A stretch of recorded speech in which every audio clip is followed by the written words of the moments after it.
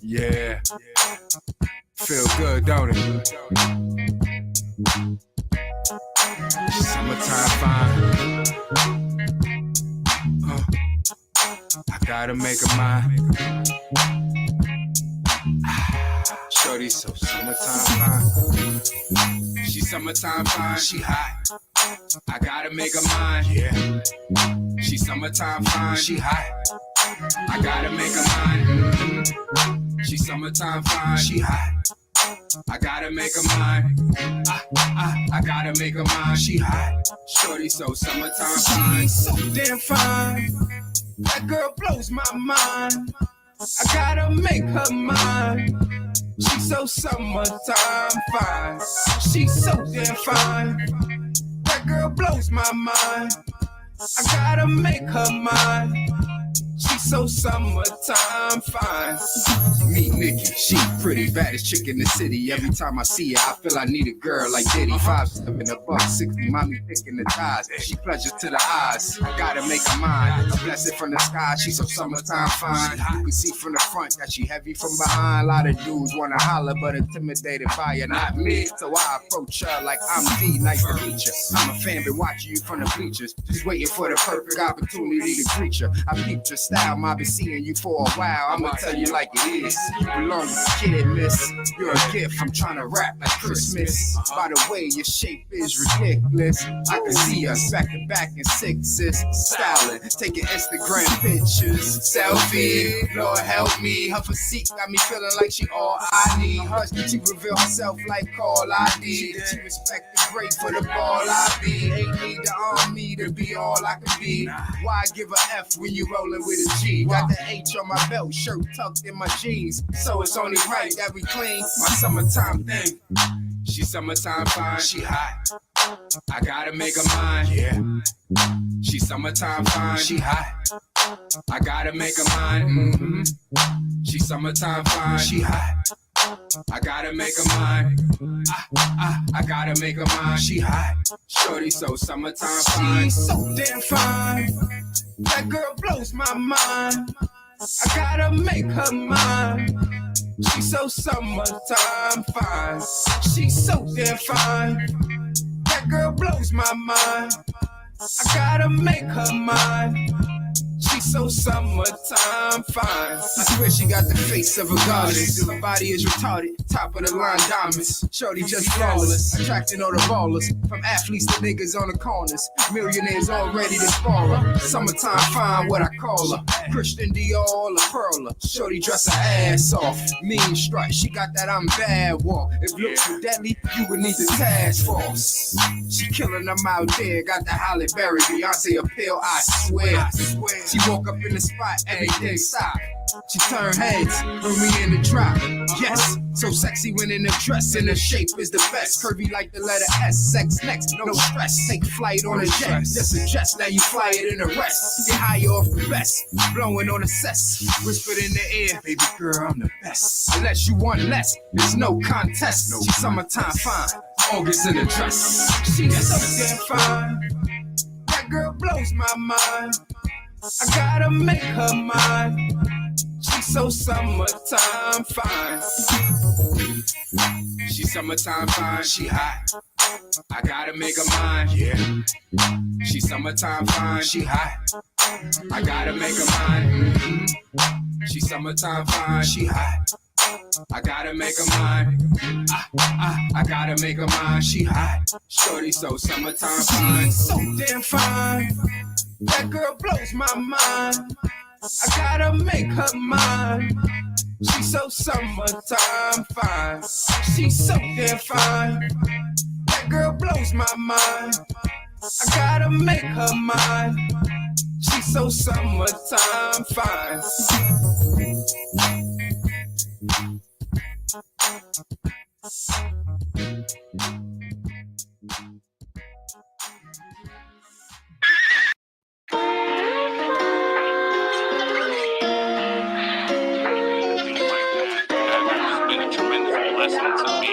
My family, my life, and I appreciate it. Brother, let's cut that back. You know, like I said, I've always try to express my appreciation, to everybody. It's a lot of perspective, real empowerment, you better be respected. Lady Fresh on that motherfucking check-in. Weezy got her back, she stay protected. Just the fresh perspective, real empowerment, you better be respected. It's for the dreamers, it's to get you through the night. Not for the haters that they don't come outside. Lady Fresh Brown, and that's just kind of started from there.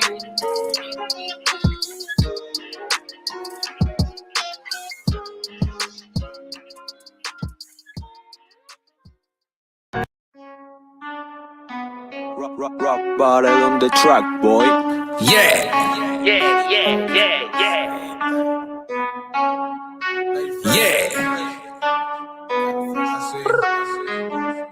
Lady Fresh, keep it real, and that's a fact.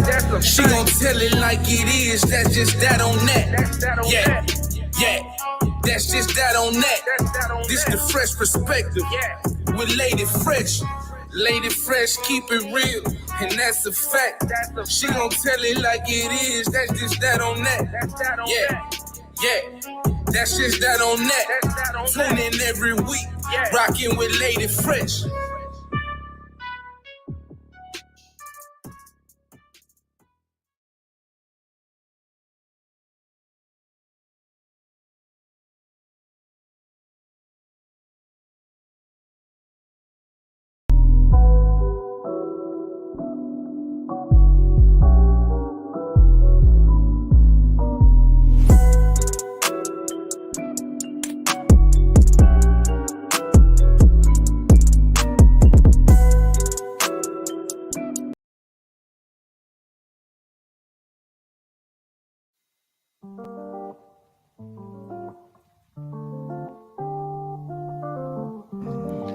This is Two Peas in a Pod. Cass. I'm your host, Rich. And I'm your host, DK.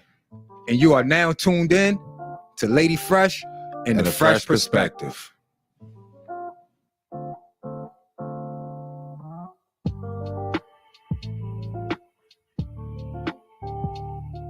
Hello, everybody. Thank you for tuning in to another episode of The Fresh Perspective. I am your host, Lady Fresh. I just want to thank everybody for tuning in this Wednesday evening. We have a great show lined up for you. I guess it'd be nice if I was on screen, huh? Hey, guys. I got my guests in the back, so I'm going to run through this really quickly. But, I can't start the show without acknowledging my chat. Just, showing the love back that I receive so much. I'm so humbled by you guys. Showing up each and every week and supporting the Fresh Perspective. Behind the bar, salute, bro. Happy to see you. Great show for Pink yesterday. It was amazing.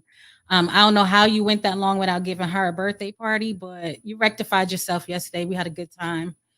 Queen Kel, salute, sis. Lotus Flower Bomb, happy to see you. My Jen, how are you, my dear? The Dirty Kenzo, salute to you. My boo, Zeke, salute to you guys. Now, what's going on with the y'all frog gang? Y'all used to have these pictures with these frogs, and I don't see y'all with them anymore. What's going on with that? 212 Fresh, salute my king. Let's see. Bay Savage, salute. Bishop, what's up, my grand dude? Good to see you. And as you guys are coming in, salute to all of you. Thank you for tuning in. I hope everybody had a nice 4th of July and was safe. Our prayers are still going out to the family and everybody that was affected by the shooting that was in Illinois and Highland Park, another senseless shooting. Our prayers are out to all the families that were affected. It was so many children and people out at that parade. And it's just so unfortunate that every week now we're getting reports of these shootings. But hopefully today we can talk about some things that are on a more positive note. As you guys know, we did a podcast series last year, the Rise and Fresh Show, and our very first episode was about mental health. You guys, that show was it was very informative. We had some great guests on, but it was a true shit show. Like, I mean, it was so many issues with sound and delays, and you could tell it was our first time out the door. But here I am now. Nearly a year later. Hopefully, I got a little bit of my crap together now. So this time, when we're re-interviewing this gentleman, it's a little bit smoother. For those of you who may have watched that episode, we had several different people on the panel as we discussed mental health. And we brought in Maurice Todd. He is an author of the Snotty Nosed Kids. I love it. My daughter actually has books and book bags from the Snotty Nosed Kids. I really, really, really love those books. And he's here today to talk to us a little bit about what he's been up to, as well as what's been new, what's been going on lately. I'm pretty certain he's got some amazing things to share with us as far as what he's been doing. We met on Clubhouse, and I asked him to come over to the Rising Fresh show, and he was so gracious enough to come and drop a lot of gems and wisdom for us. So I'm actually, before I bring him up, I'm gonna share a quick clip for those of you who may not have seen that particular episode of the Rising Fresh show. I'm going to put up a clip so that we can familiarize ourselves with Mr. Maurice Todd. Let me get that up for you guys.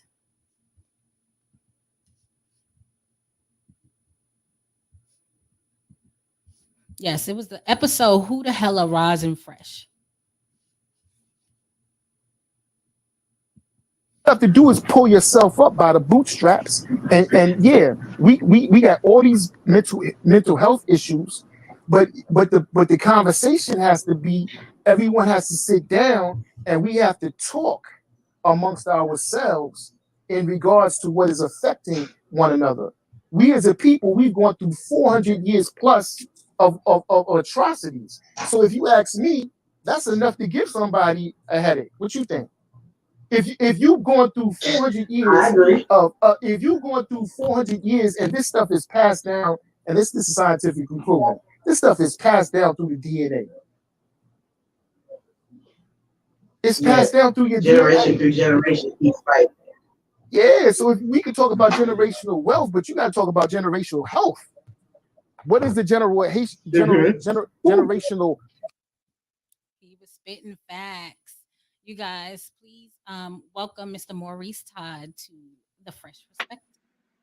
Hey, Hey, how you doing? how are How you? you doing?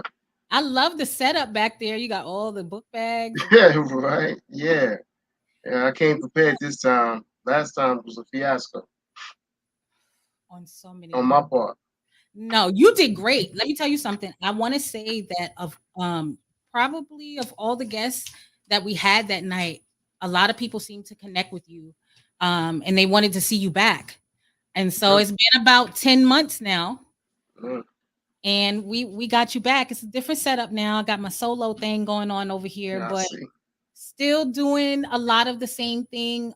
Still trying to, bring unique content, bring awareness, bring things that are educational and that can maybe help somebody learn something or, move to the next level in their career if they want to, if that's something that they're interested in doing. And I really felt connected to what you were doing with the Snotty Nosed Kids movement. I thought it was amazing. And I still kind of follow you on Clubhouse. I've been kind of in and out of there. I haven't really been on as much, but ever since I launched the show, I've been coming back and forth doing the viral love train. So I do get to see, your posts. But I just wanted to bring you back and talk a little bit and about the Snotty Nosed Kids and what you've been up to. Well, like 10 months ago, it was like he was still in the midst of like a quarantine, right? And so I think that's pretty much the vibe that you was getting that was coming from out that show. It's like a lot of people were frustrated and but I think I was able to deal with a lot more because I've been incarcerated. And I tell people all the time, like for the first time in history, the entire United States was incarcerated. So everybody, whether they want to admit to it or not, you felt what it what it's like to be incarcerated because you know you was confined to your homes. And so basically that's what you got from out that show, you know, from what I saw and what I perceived. And but moving forward, I went on and picked up a couple of certifications in mental health, dealing with the youth, which was cool. Um, Teaching workshops. I'm currently teaching workshops to the youth now in Florida, which is big for me because it gives me that direct experience as I move forward. Because I ultimately want to, do that in my home state of New York, you know, on a big scale. But I don't know. It's just somebody told me one of cat that I know that did a considerable amount of time too. He just told me something that was, you know, profound for me when I asked him, some advice moving forward. He just said, just be authentic, just be yourself, man. You know what I mean? Like, don't try to be nobody else. Because when you're yourself, I think that's what resonates with people more than anything else. You ain't gotta be if you're not hard. You ain't gotta try to be hard. You know what I mean? Because people pick up on that. If ain't nothing wrong with being, you know, and just stay in your lane. So that's what I try to do. I try to be as authentic as possible. And we definitely felt that way even the last time you were here with a lot of the constraints that were on all of us. I mean, that was September of 2021. Things weren't as bad, but it wasn't quite okay yet either. Um, and you brought about a lot of knowledge as far as mental health, and we talked about what your books do for kids, as far as the Snotty Nosed Kids being about bullying and how kids dealing with bullying. And you made a good point when you talked about how bullying is a form of is a mental health issue. And so are you seeing like a huge reception as far as what your books are discussing and what it deals with as far as the children? You know, um, there was sort of um, on my part, not a sort of like a hesitation and a wariness because when I wrote these books, I was coming from a place that was, you know, um, it was authentic, but it was also a step in the direction to be vulnerable and to because you have to be vulnerable when you tell your story, you know. Mhm. And initially, it wasn't really received because of the people that I initially went to. Mm, I went to people who were, you know, um, not like us, put it that way. right. And so I got, all this flack about everything from the name. You know what I mean? Like the name was like not a good name, believe it or not, to use with children and all this other stuff.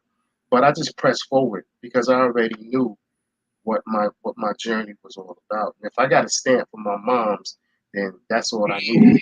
You understand what I'm saying? That's a You lot. know, and one thing I came to realize, because now that I got certified, believe it or not, like everything that was in the certification courses is stuff that I already knew, because I had already been through it, in my life. So um, it's crazy that the books that I came with, it was almost like they were ahead of their time, you know.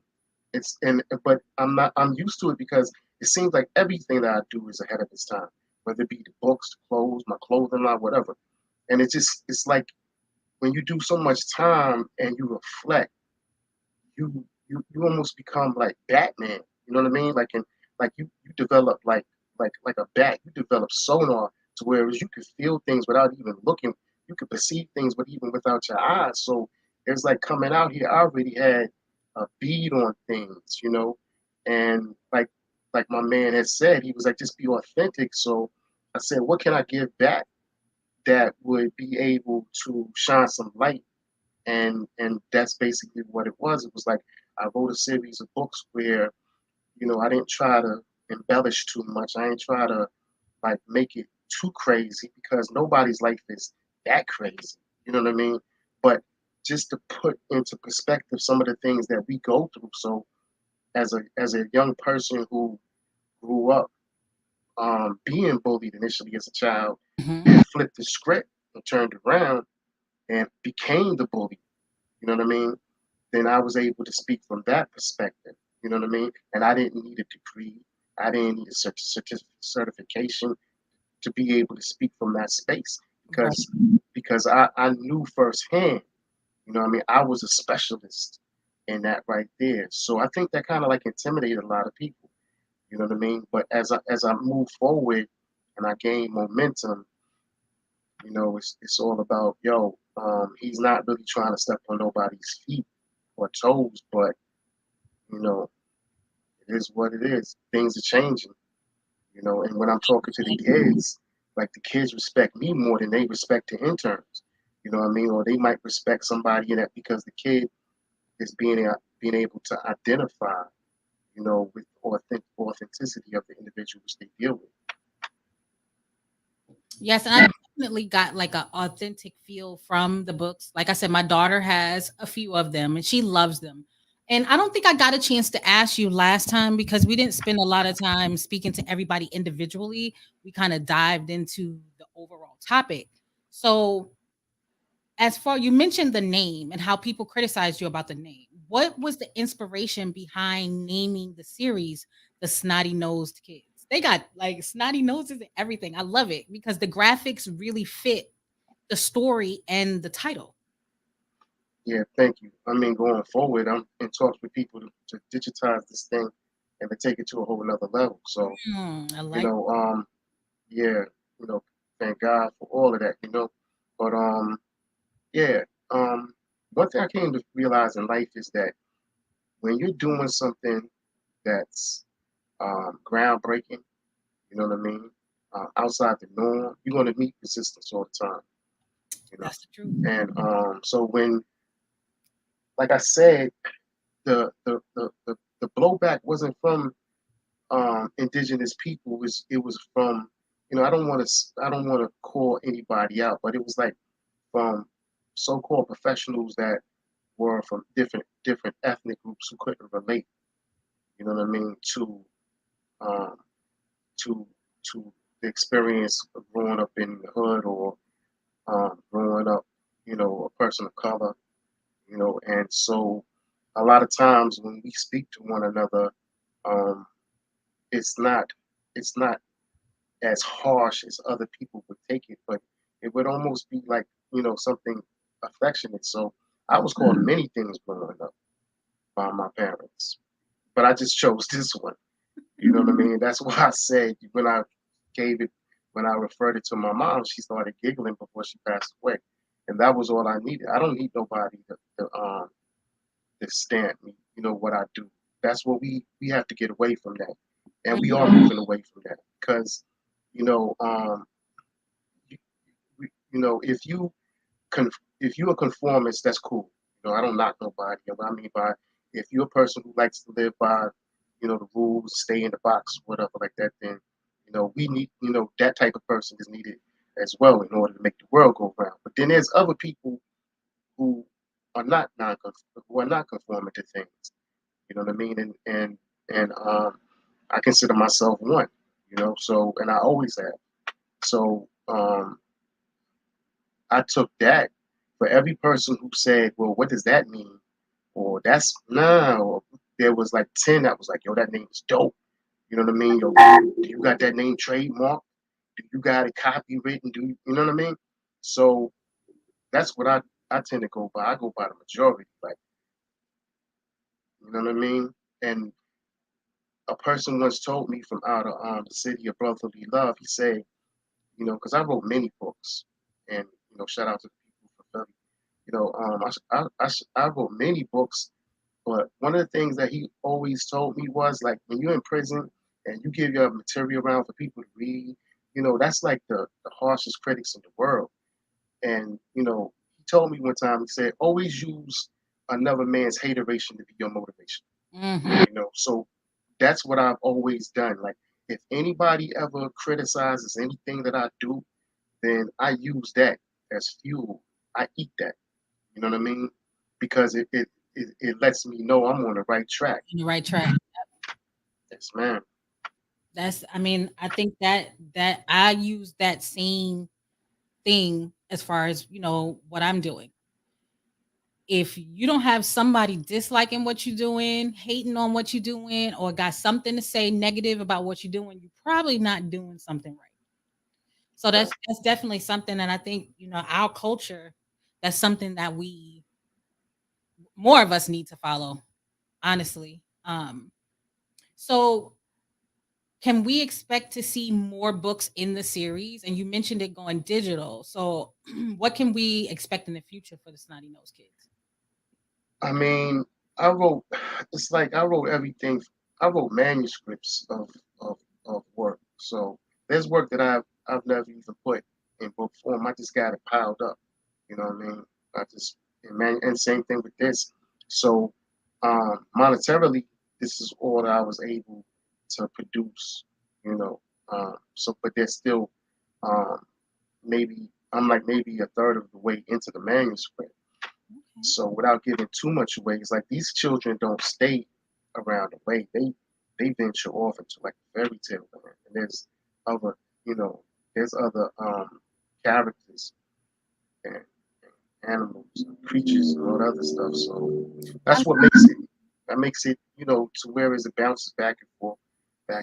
But the people who became interested in this dynamic was people who um are in the realm of like, NFTs and cryptocurrency and stuff like that. So they saw the uh, potential to be able to take something such as this and embellish it. And once you get into like that realm, I'm talking to an individual. I don't want to talk too much about oh what yeah, I'm doing, can't give it all but away. yeah, nah, I'm not trying to. And plus, never tell nobody what you're doing to get there. For real, 'cause But next thing you um, see it somewhere. you there's technology out here now, you know what I mean, to take whatever your vision is and just expand it into like into like not even 3D but like 4D. So that's where we're in the talks with that, you know what I mean, in order to take this. It's like in the music industry, before they give you the money for an LP, they always give you the money for an EP to see how well you do. Before they go all the way in and invest, they take baby steps with you, and so that's really what it is. They take baby steps to see what's going to be the market reaction and how far they need to go, because they're not trying to make any mistakes. You know what I mean? So they might buy, I don't know, 100 bags and then see what's the response, not just here in America, but the global market, because that's another thing that people got to understand. It's no longer about being in America. You know what I mean? It's about how does this thing sell in a global marketplace, because that's where everything is going. Currency, everything. You know what I mean? So, you know, proper preparation prevents poor performance. You get your Oh, act together. say that again. Proper preparation prevents poor performance. Anytime you get your 5 P's lined up, then all you gotta do is just sit back and watch the people come, because they're gonna come. Because one thing that beats everything, you know what I mean, is vision. Vision and the idea is the hottest commodity in the world. Mm. That's what drives everything. That's what I tell the children. You know what I mean? Your vision is the hottest thing going. It's more valuable than anything in anybody's pocket. You know what I mean? So as long as you got the vision, you're able to articulate it to a person, conceptualize it, and articulate it to a group of people, and they're willing to invest in you, because that's the world's running out. They run out of ideas. You know what I mean? And whoever can come forward and provide it for them is going to become a rich person. I agree. I agree. That is That's really important. And me and my husband joke all the time that my brain is constantly working. Like I'm always thinking of something new, a new way to either reinvent myself or something for the kids, something, business minded, something, I don't want them to feel like they got to work for somebody for the rest of their life. So I'm always trying to come up with ideas, not only for myself, but for them as well. So you're so right. Ideas and vision that takes you so far. And that's kind of why I like Clubhouse because if you use it properly, you know what I mean, you can connect with so many people who can kind of guide you in the right direction. I mean, you always have those who try Facts. to take advantage. You know what I mean? You don't want to give out too much because there's always somebody ready to steal your idea or That's steal right. your vision. So you always be careful how much you put out there. But I often say that Clubhouse gets a bad rap when there's actually a lot of rooms in there that promote the vision and how to build your brand and how to build off of that idea. And coming Right. across you last year, definitely I felt like here's someone who's building a brand based on a vision and an idea. And That's right. so here we are 10 months later. And so we want to know, what's new with you because I was on Clubhouse and doing the viral love train, and I was on that night where I guess you weren't really on that night, but you started seeing all the engagement. And so TJ was like, Maurice just popped in and was like, yo, what's going on? What's going on? And so now it looks like, and I'm gonna actually put up a couple of pictures. It looks like now you have a clothing line. Oh yeah, yeah. And I saw some of these pictures. You guys, these jackets, let me tell you, I want one of these jackets. They are so amazing. The colors, the artwork on some of these, the patchwork, absolutely stunning. So I would Thank love to know a little more about, your the clothing line. you. Yeah. That was something that I had thought about too.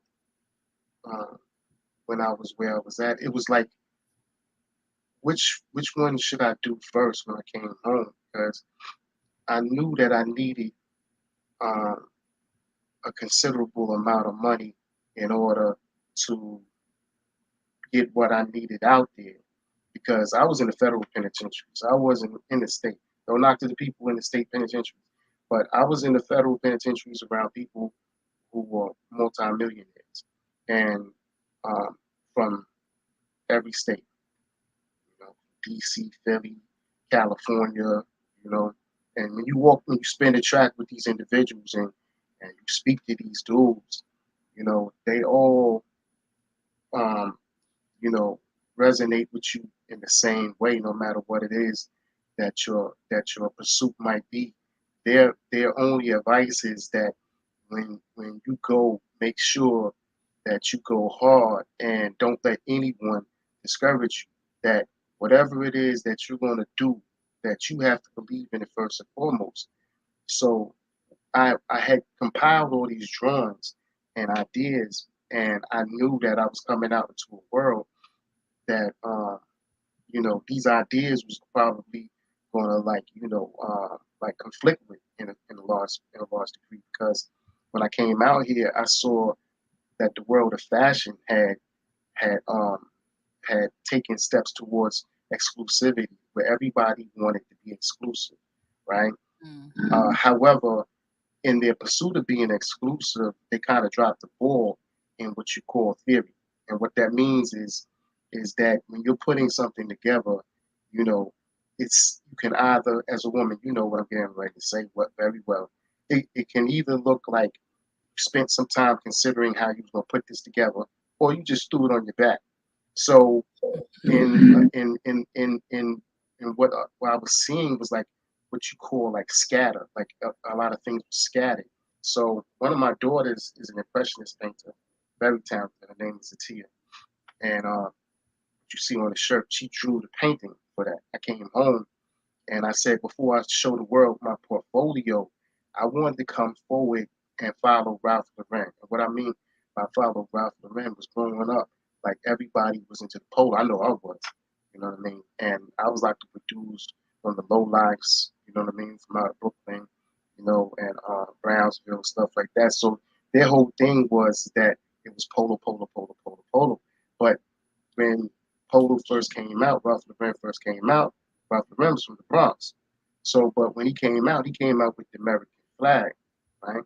And the reason why he did that was because he wanted for people to understand that this was an American product, you know what I mean, not a European product. So he was representing red, white, and blue.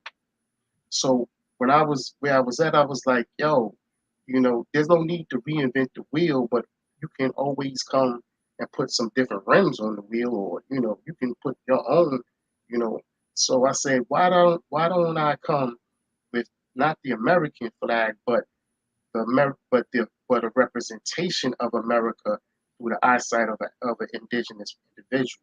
So I created the flag representing people of color and our contributions to this thing right here. So that's why I came up with the Black Renaissance. Whereas a lot of people don't know, you know, the Renaissance was started by African people. It wasn't started by Europeans. They would want you to believe that it was European, but it was started by Africans, and that was the spark. It was like, yo, if they sparked it back then, it can be sparked again. But now it's just going to be where a collaboration where I bring not only fashion, but fashion to where it's a conversation piece, and that's the reason why the money started getting behind me, because it was like a lot of people that was buying the pieces weren't even black; they were white. You I, understand I what I'm saying? this is definitely something that should be mainstream. Like the pieces are beautiful. I mean, Thank whatever the inspiration is behind it, it's definitely a conversation piece. Like when you look at them, it makes you it draws you in where you need to start having those conversations and asking the questions on what, because the first thing I thought was, what does this mean? I knew you. Right. that it had to have a message and a meaning, especially coming from you. You know, that it had to have a message and it had to have a meaning. And Um, that's what art is. Art is a conversation. You know, it's a device mechanism that brings people together and have them, you know, try to figure out like, what does this mean? You know what I mean? And only the artist really knows what it means. Only my daughter actually knows what it means. She's the one who painted it. You know what I mean? All I did was give her you know, the route to take. You know, but as you see in it, it's people like Malcolm X and Emmett Till, and you know, and Samir Rice and Trayvon. You know what I mean? So it's like all these people are within the fabric of this country. This country was built by us. This country was actually our country, believe it or not. That's a whole nother conversation. But we gonna this, bring you back to have it too. huh? We're gonna bring you back to have it too. Yeah, this country was signed off to the people who currently have this country was our country. So there is no going back to Africa. Nah, this is ours. There's no need for us to go anywhere. This is ours. You understand what I'm saying? And once you understand that, then you know how to move forward. And I think that's the reason why people are like, hold on, he kind of understands. You know what I mean? So like, let's sit down and kick it with him. You know what I mean? See, because we have to understand something as a people. Like, you know, initially people came to me and they was like, yo, talking money. And I said, nah. See, because I didn't had a lot of money in my life. You know what I mean? A lot. I didn't rob banks. I didn't smoke drugs from overseas. I came to understand what money really is. Money is worthless. See what I'm saying? It's currency that is of value. Now, when we start to understand the difference between money and currency, then we'll be all right. Because money is just a paper instrument. It has no value except for the currency that's behind it. It can go up, it can go down, it can do whatever. But the people are the currency. That's the reason why I said what I said before about your vision and your dreams. That's the hot commodity because that's you and your energy. And once you understand that, once we understand that, then the sky, not even the sky's the limit. There is no limit for us. Mm. You always be so deep when you speak because we could be discussing something, but it all basically comes down to us as a people, and like you said, like us understanding the difference and the fact that this really is our country. We built this country. We're here. There's no need to go back to Africa. They don't want us over there anyway, really. You know what I mean? So I always feel like I get a wealth of information from you whenever you're talking. So as far as the clothing line, is it sold exclusively online through your website? Where can we find it? I have your Well, website up. right now it's exclusively on my website. Come September will be my first fashion show. So my first fashion show will be out in Las Vegas, first week of September. When the exact date is, it's either the 8th or the 9th. When I get the specifics about it, then I can come back and let you know more. But it will be held during a crypto conference, one of the big crypto conferences that's going to be held, right? And that's a whole nother conversation, right? There's a lot of money is about to be moving in a minute.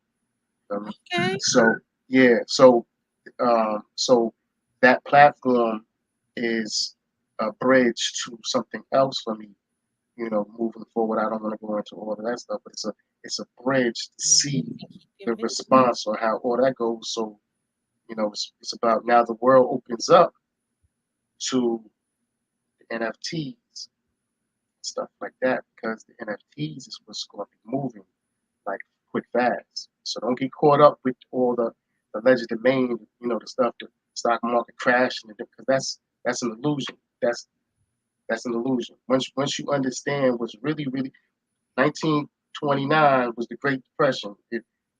There was a stock market crash, right? People jumped out of windows and all of that, didn't they? Yeah, over 100 years ago, stock market crashed. People took their lives. They lost their entire fortune. But this is 2022, and where's the stock market at? It's still here. So the point I'm trying to make is that it's going to always be ups. It's going to always be downs. But like Warren Buffett has said, that your perception on how you view money has to change in order for your circumstances to change.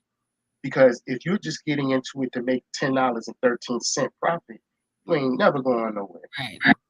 If you're getting in there so that you can be there on the long haul, Right. and then that's when you're going to build your wealth, because you're going to be able to sit back and weather the ups and downs. And somebody say, well, it fell 13. I'll be like, that don't have nothing to do with me, because I'm not even watching that. I'm not watching that. So this is what I try to teach the kids, that this right here is a brand, but it's a platform, and everybody got to do the same thing. You got to build a brand, but you got to understand what the brand is. If I come with a book, I write a book, right? The book is cool. I got people in clubhouse circles who I initially went in there. It was literary, and they don't see me no more. And they call me, "Are you all right? You got COVID, and I haven't heard from you, and all this other stuff." In my mind, I'm able to process it, and I'm able to say, "Okay, you're trying to figure out what I'm doing, What you doing? because I'm no longer moving in the circles that you're moving. So you're trying to figure out what circles am I moving in, and that's cool. That's human nature. But I'll tell you when I get there. You know what I mean? I'll tell you when I get there, because the book is a book, but the book is a platform for you to be able to be on a show right now. See, I wrote the book, but if I just sat up here and tried to sell one book at a time, then I might hit, I might not. But if I wrote the book and understood it, that it would be an instrument for me to get in front of people and tell them all these other ideas that's in my head right now that had nothing to do with the book, right? I'm growing me. I'm growing the brand, but I'm growing me. You understand what I'm saying? So I become in demand, not just the brand, but me, the individual. So when I take off this shirt, you're still gonna want to, have me come and speak to you, or somebody might invite me to California to speak for 25,000, or somebody might have me come over there to wherever, Peoria, Illinois, to speak in front of a college of kids for 10,000, you still collect, you getting your bread, you getting money because you know who you are. You know what I mean? And you know what your value. It's not just the book. Right. And what you said is so key because like you said, it's about building not only, your brand, but you want to build a platform.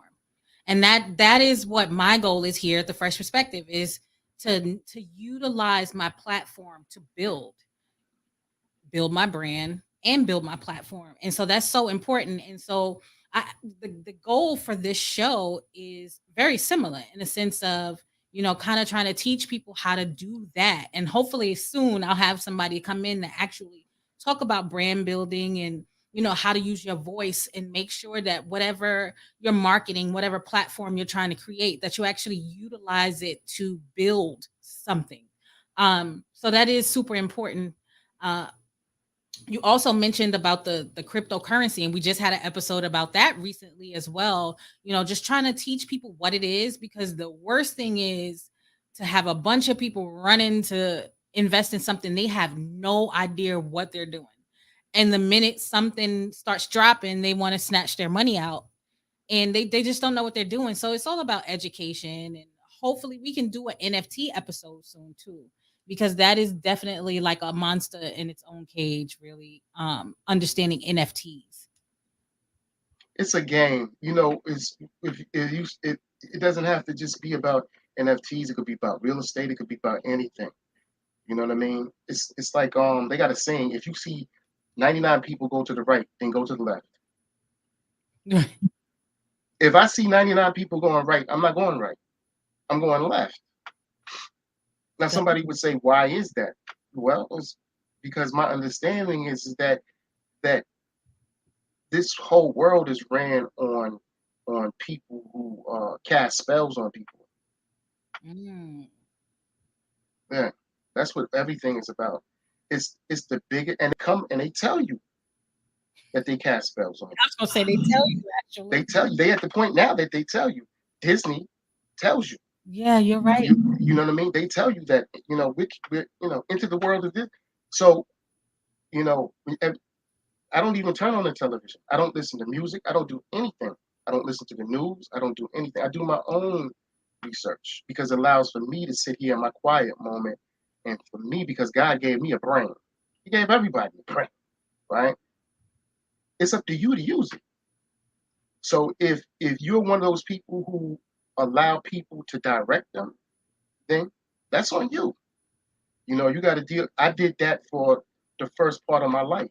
That's why I landed up where I was at, because I allowed people to influence me and direct me.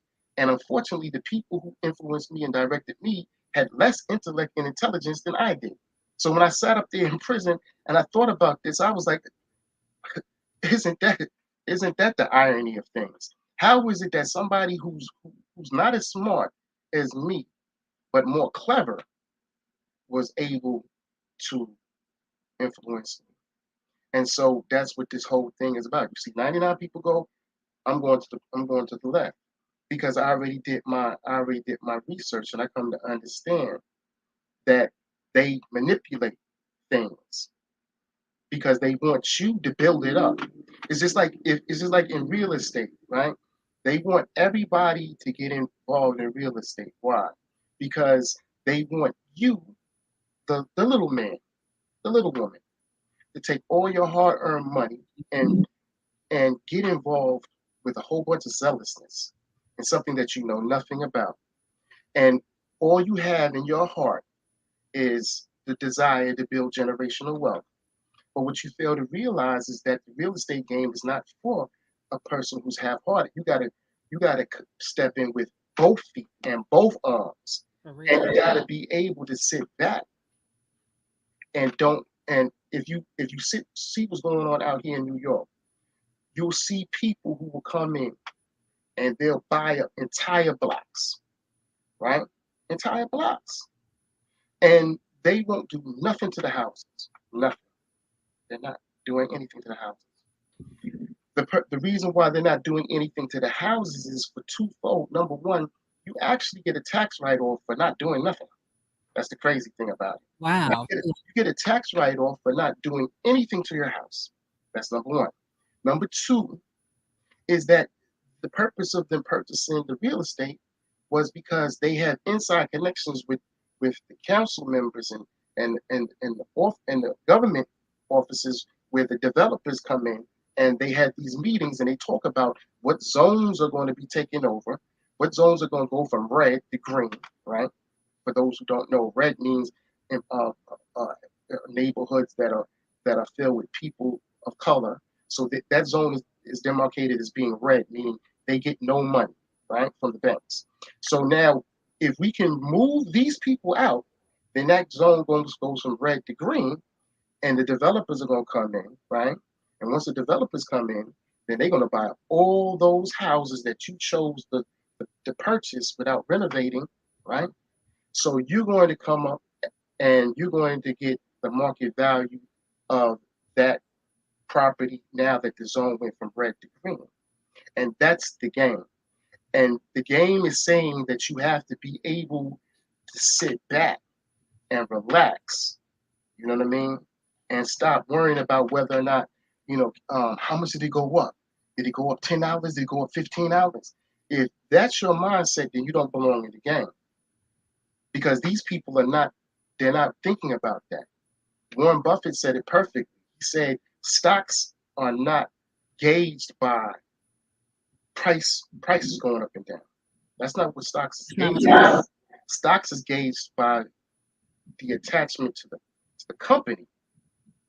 So you have to do your due diligence about that company, right? So if you know that that company is getting ready to do this, that, and the third in the future 5 years from now, then that's how you're gonna play the stock. You're gonna play the stock saying, okay, we're not looking for anything to go up and down right now. We're looking at the longevity of the stock.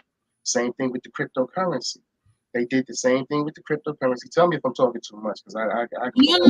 No, tell me. It's the same thing with the cryptocurrency. They sit up here and they see how everybody got involved, right? They waited for all the people of color to get in and start giving it the energy. Because remember, we talk about the energy of the people. Then they shot I don't even know what you would call it, but they shot like not you categorize it as like an anxiety. It's like an anxiety pulse. You shoot an anxiety pulse into the people, and that creates the anxiety to the people who said, "Oh man, yo, I gotta hurry up and cash out before my thing becomes worthless." They shot that in there. They did that artificially, so that so it would drop. You would get anxious and sell. So they can come in and snatch what you sold at a low price, and they're gonna be sitting up there, be like, "Okay, now let's flip the switch. We can go back to our regularly scheduled program because the little mice ran off the first time they flipped the switch because we don't understand the game." I was gonna say that's because people don't know, and you end up getting taken advantage of because you don't know. And so that's why platforms like this and like I want to see more of us taking control and educating our people, because so many people don't understand what it is they're doing. And just like you explained with the cryptocurrency and the stock, the minute it's that panic that, oh my God, I'm going to lose all my money, everything that I invested. When in actuality, you really should be buying more when it's going low like that, because it's going to go back out. It's go back up. It's always a up and down thing. And like you said, it's the long-term game.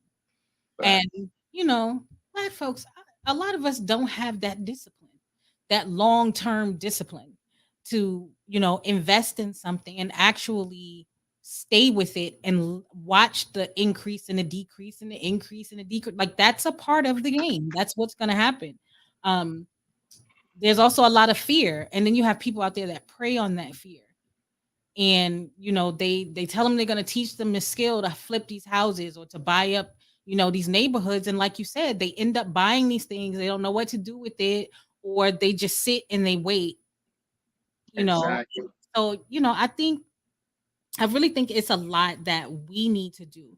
like content creators. And if I'm not mistaken, are you doing content now? Are you doing a podcast? No. You're not? You Mm-mm. really should. I think that you would be amazing. You would be a really good voice for people to hear because you have a lot of wisdom. You have a lot of information to give to people. Just Mm. the last time that you came here to talk about your books and we had a whole mental health discussion.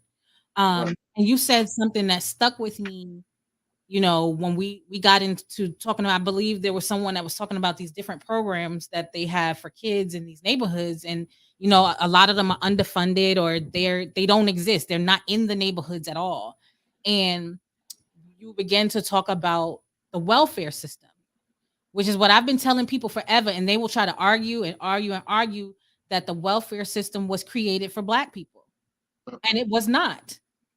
No, it was never Welfare created system was for not. And you made a very, very good point, when you were saying that it wasn't made for black people. We benefited from it, but it wasn't created for us. And Mm-mm. not at all. I Not think at if all. they would have known that we would benefit as much as we had, they probably would have done things very different. You got to understand that nothing is ever done to benefit us. Nope. Never. As long as you understand that premise, then uh, you'll be. I'll be joined. It'll be 98 going that way and two going this way because nothing has ever been done in order to benefit us, people of color, indigenous people. Not, because it's not even, and I want this to be understood in its proper context. This is not even a racial thing. It's not a. It's on the level of what people understand race or racial undertones to be, because that's a whole nother thing. Racism and prejudice are two different things. Those are two different things, and I don't think a lot of people understand the difference, right? The reason why things are done is the perspective of is that monetarily and economic and from an economic standpoint, there always has to be a group of people at the bottom because this is a capitalistic society, and that's what capitalism means. Capitalism means that one group of people has to capitalize off the the bad situation of another group of people. You know what I mean? Else it's not going to work. There always has to be a there always has to be a parasitic dynamic going on. Similar to being out in the streets where the drug dealer feeds off the drug addict, and then the stick up kid feeds off of the drug dealer. So the drug dealer sit up there and sell drugs to the drug addict, and then while he's going back with his proceeds, then a guy like me will come from out of the thing and be like, yo, you understand what I'm saying? You want to pass that over here? You know what I'm saying? Mhm. So I'll let you do your thing. And then when you're done doing your thing, I'm going to do my thing. And then when I walk off and I think I'm good, you know what I mean? Then then you got cats with these alphabets come and be like, yeah, okay, can I have a talk with you now? You see? So this is how everything, so that's why I say you're not doing anything to benefit anyone, because then you take from out of that the dynamic from which the people at the top are going to be able to eat. Why would I Absolutely. shoot myself? I'm not going to shoot myself in it. You know what I mean? It doesn't help me. Yep. And as far as, and just like, Jay Savage made a good point. We really didn't benefit from it because the black family ended up being broken. And it was something else that you said when you were on the show last time, when you were saying that the removal of the father from the household for women to be able to get these benefits, you know, that is something we still have not recovered from yet.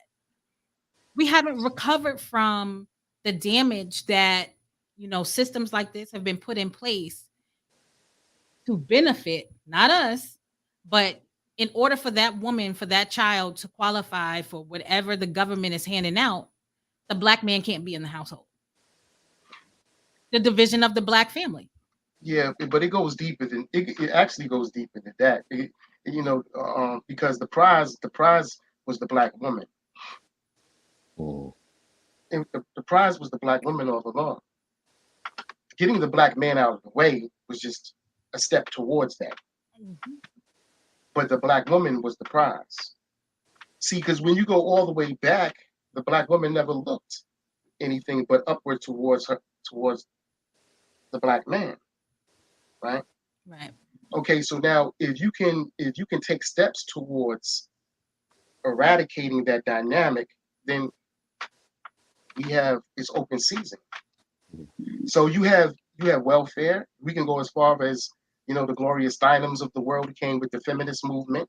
She was an agent for the alphabet people, right?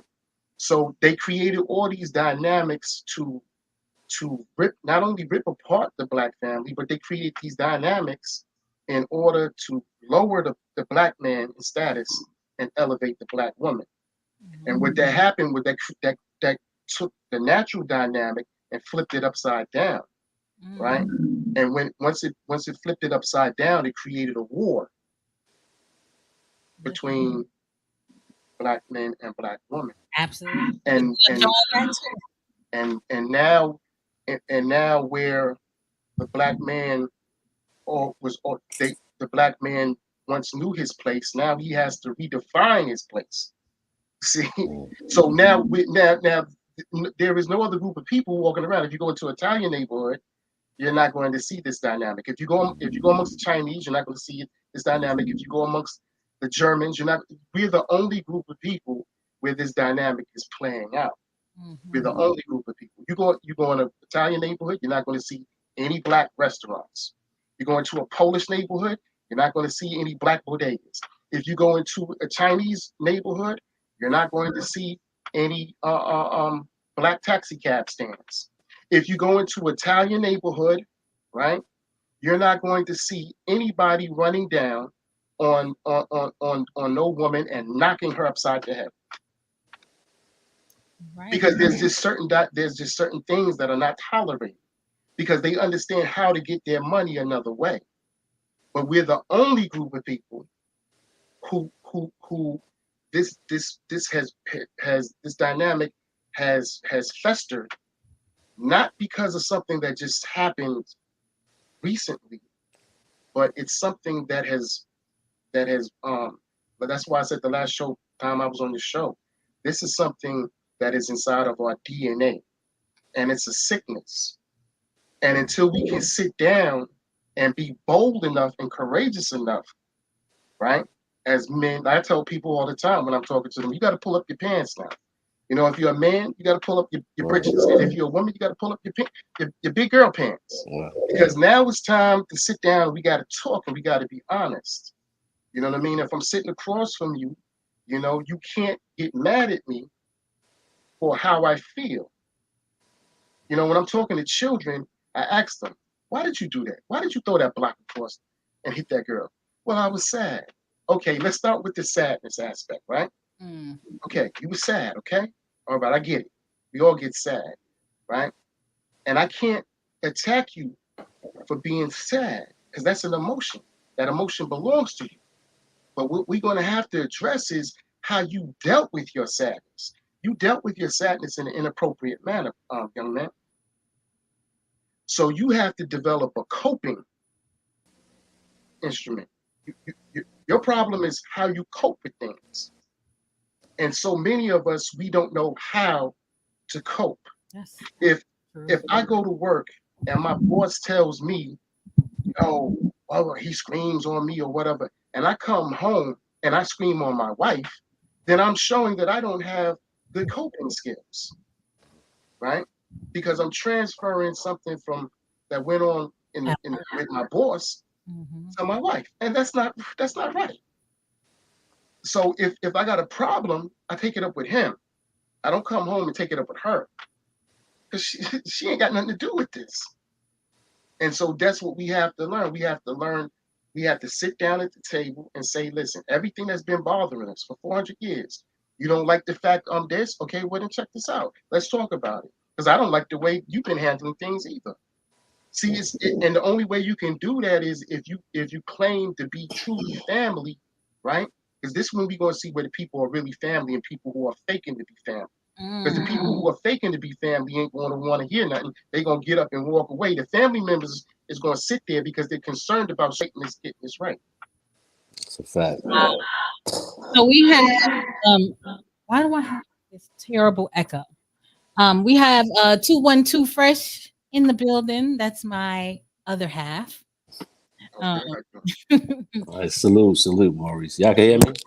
Yeah, we can hear you. Okay, yeah. First, I just want to tell you thank you, man, for being an inspiration, especially with these kids, man. Especially, your history showing people you could always change your life around and do positive shit for other people. Excuse my language. So that's first off. I want to salute you for that, bro. And you dope, man. I like the Snotty Nosed Kids thing, man. This is dope. So I got 2 questions for you right quick. I don't want to take up too much time. So the first question is basically really for my daughter, my 8-year-old. Is there a significance or a reason for the lack of eyes on the characters? Is it a meaning behind it? I figured that. Yeah, there's a meaning because I'm Muslim. Oh, okay. Yeah. Okay. And if you study my art for my daughter, they don't have any eyes either. Right. So in the Muslim world, we're not allowed to create images, right? That have the features of a living, breathing individual. Right. So you're allowed to do something that would depict a person without a person saying, okay, well, if he don't have no eyes and he ain't got no nose and he ain't got no mouth, then how would he be able to be alive? So there's permission for us to go ahead and do that. Otherwise, I wouldn't be able to draw any type of images. Okay, I understand That's the science behind that. Okay, yeah, I understand that because my first cousin, she's Muslim, her and her husband Muslim. So yeah, I appreciate that. And my other question is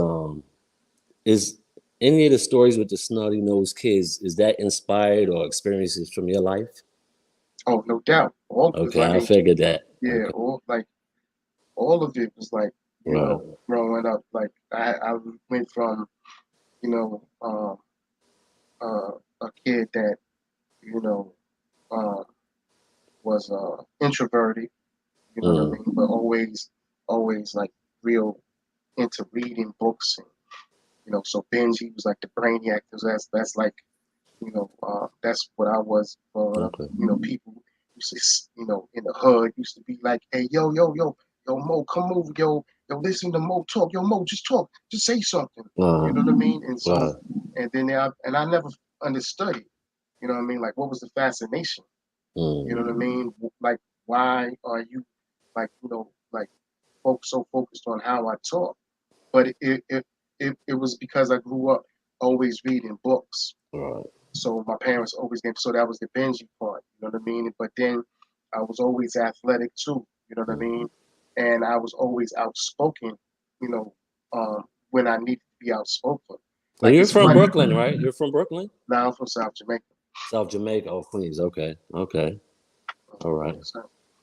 Yeah. So I mean, I took whatever that I came across, and I thought that would be able to address certain things that I know the children that right now are dealing with.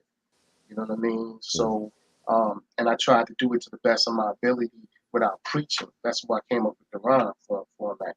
So when I sat up in my cell and I just started rhyming, it was like, all right, well, if it came out that way, then that's how it flowed, right? So it don't come off like I'm preaching. So the grandmother basically, like, she let the children solve things without her giving them directives. You know what I mean? So she would just give them whatever information that was needed for them to be able to put the package together for themselves and figure things out for themselves, which I think is the best way in order to go ahead and deal with children. So commanding them and directing them. I just push, back on them questions. You ask me something, then I say, okay, well, what do you think? How do you think? How do you think you should deal with it? And it works on adults too. I bet it does. I bet. Smart. It works on adults too. But, Facts. mm, Yeah. If anybody has any questions, we got Maurice for a few more minutes. So, hit the link. I'll drop it again. If anybody has any questions or you guys want to drop a question in the chat, feel free. Um,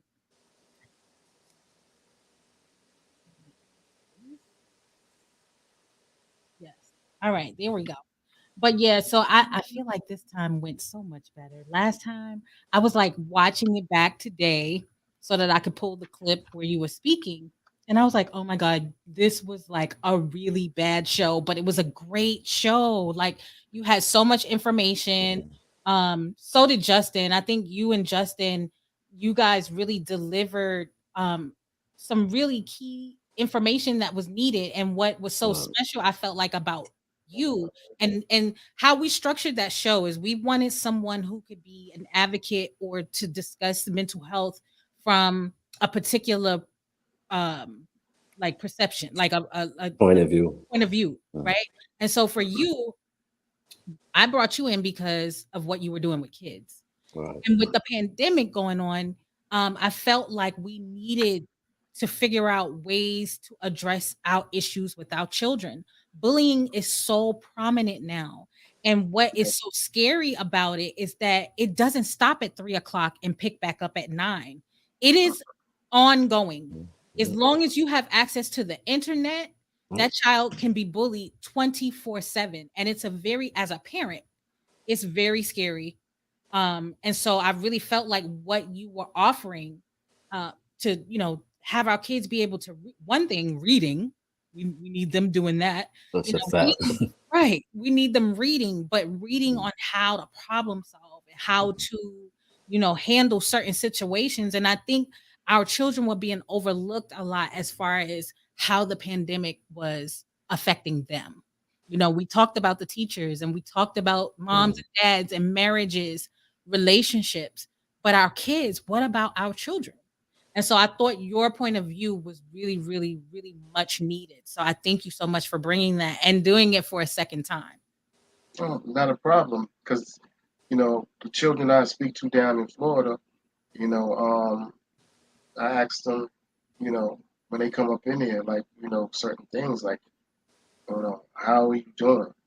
I pay close attention to their names when they come up Mm, in here. You know what I mean? I ask them each one of their names. Stand up, give me your name. I write it down. You know what I mean? When I speak to them, I speak to them using their names because uh, one of the key things is that, um, and whether it's children or adults, no, the bottom line is people just want respect, man. That's it. mm. And it doesn't matter whether it's in here, out in the world, in prison, out of prison, amongst children, adults. People just want respect. Men, women, right? Even in relationships, right? You're dealing with the person that you're dealing. All they want to do is just be respected for what they do. You know what I mean? And in order for that, you got to take steps towards that. You know what I mean? And it took me a long time to realize it, but once I came to get, once I got the blueprint, then it was like, wow, you mean to tell me it was just as easy as filling in the blank, so to speak, right? So when you fill in the blank, right, and take things not so casually, but say, okay, Jalen, it made Jalen's day for me to call him Jalen. Mm, You understand what I'm saying? Instead of me saying, "Hey, yo, can you please stand up?" Because yo, right, that's no respect behind right, that, right? right, So if I call you by your name, right, I at least showed the effort to know who you were.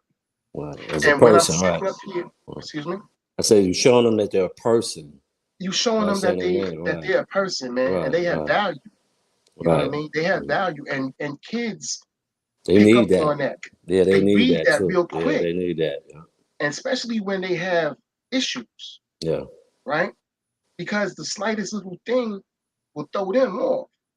So when you're building relationships, then you got to understand. Hey, listen, he gave me that, meaning the child. He gave me that Mm, interaction because he didn't have to do that.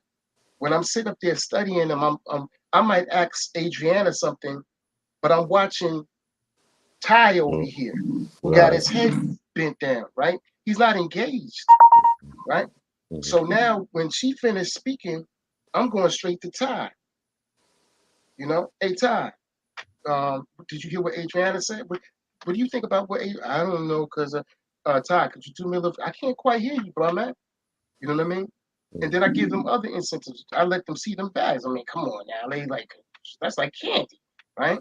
So I sit up there and say, hey, yo, whoever could take me down in the battle, right? They take me down to the battle, you win the bag. They get the right. They like, oh, they start group things now. It's like three of them. You know, the last time, last week, it was three of them going at me. You know what I mean? They didn't win, but you know, but it was just the fact that Right. you know, at the end of the day, I said, hey, yo, they knew they didn't win. They was like, oh man, we did. But But I they said, was okay, engaged though. They take was them. But they was engaged, man. engaged, and I They was said, you know engaged, what? right. Right. I said, take that. I told the intern, I said, take down their names because I'm Mm, still going to give them the right. bags. There you go. There you You go. feel me?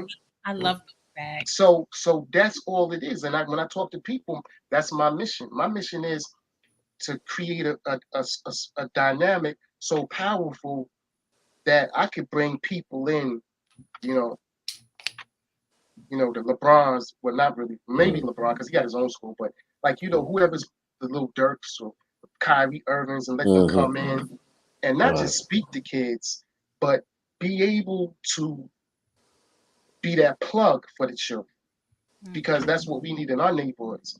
We Yeah. don't need somebody to come in for 15 minutes and speak and then Right. walk away. There you go. Nah, Right. Right. nah, we need somebody to come in and be a constant presence, Mm-hmm. right? Just like the drug dealer is the constant presence, just like the gang dudes are the constant. They are these are people that you see 24 hours. Social media, yeah, Mm-hmm. but when you leave from out, when I say in my book, I say, yo, you know, but when they left home for school, they left the safety of home, and we all know how the world can be cruel, right? So this is a Right. reality. It's in a children's book, but it's the reality. The reality is, you as parents, you can teach your child everything that you need to give them, Mm-hmm. but you only have them for 8 waking hours. They got to go to sleep, right? That's 8 hours of sleep. Mm-hmm. You got them for 8, and who else got them for 8? So whatever you give them got to be so strong and resonate that when they go out there to the world and people come and be like, hey, yo, Mm-hmm. Yeah. it's hard. I agree with you, man. I agree with you. You got to give your kids them tools to fight these battles in this world because this world is cold, man. And they got to Uh, have people yeah. just like traffic cops, but they got to have people like us in the Right. neighborhood on the corner too. Of You course. see what I'm Yeah. saying? No. Like, hey, yo, don't no, No. go to school. Mm-hmm. Well, You feel me? that's right. But not somebody that he can sit up there and be like, oh, hey, man, shut that. But somebody Uh, that they respect. right. Right. You know what I mean? Mm-hmm. Because if I'm sitting up, it's called the Wimpy extortion game. I'm sure you heard of that before, right? A wimpy Right. extension game.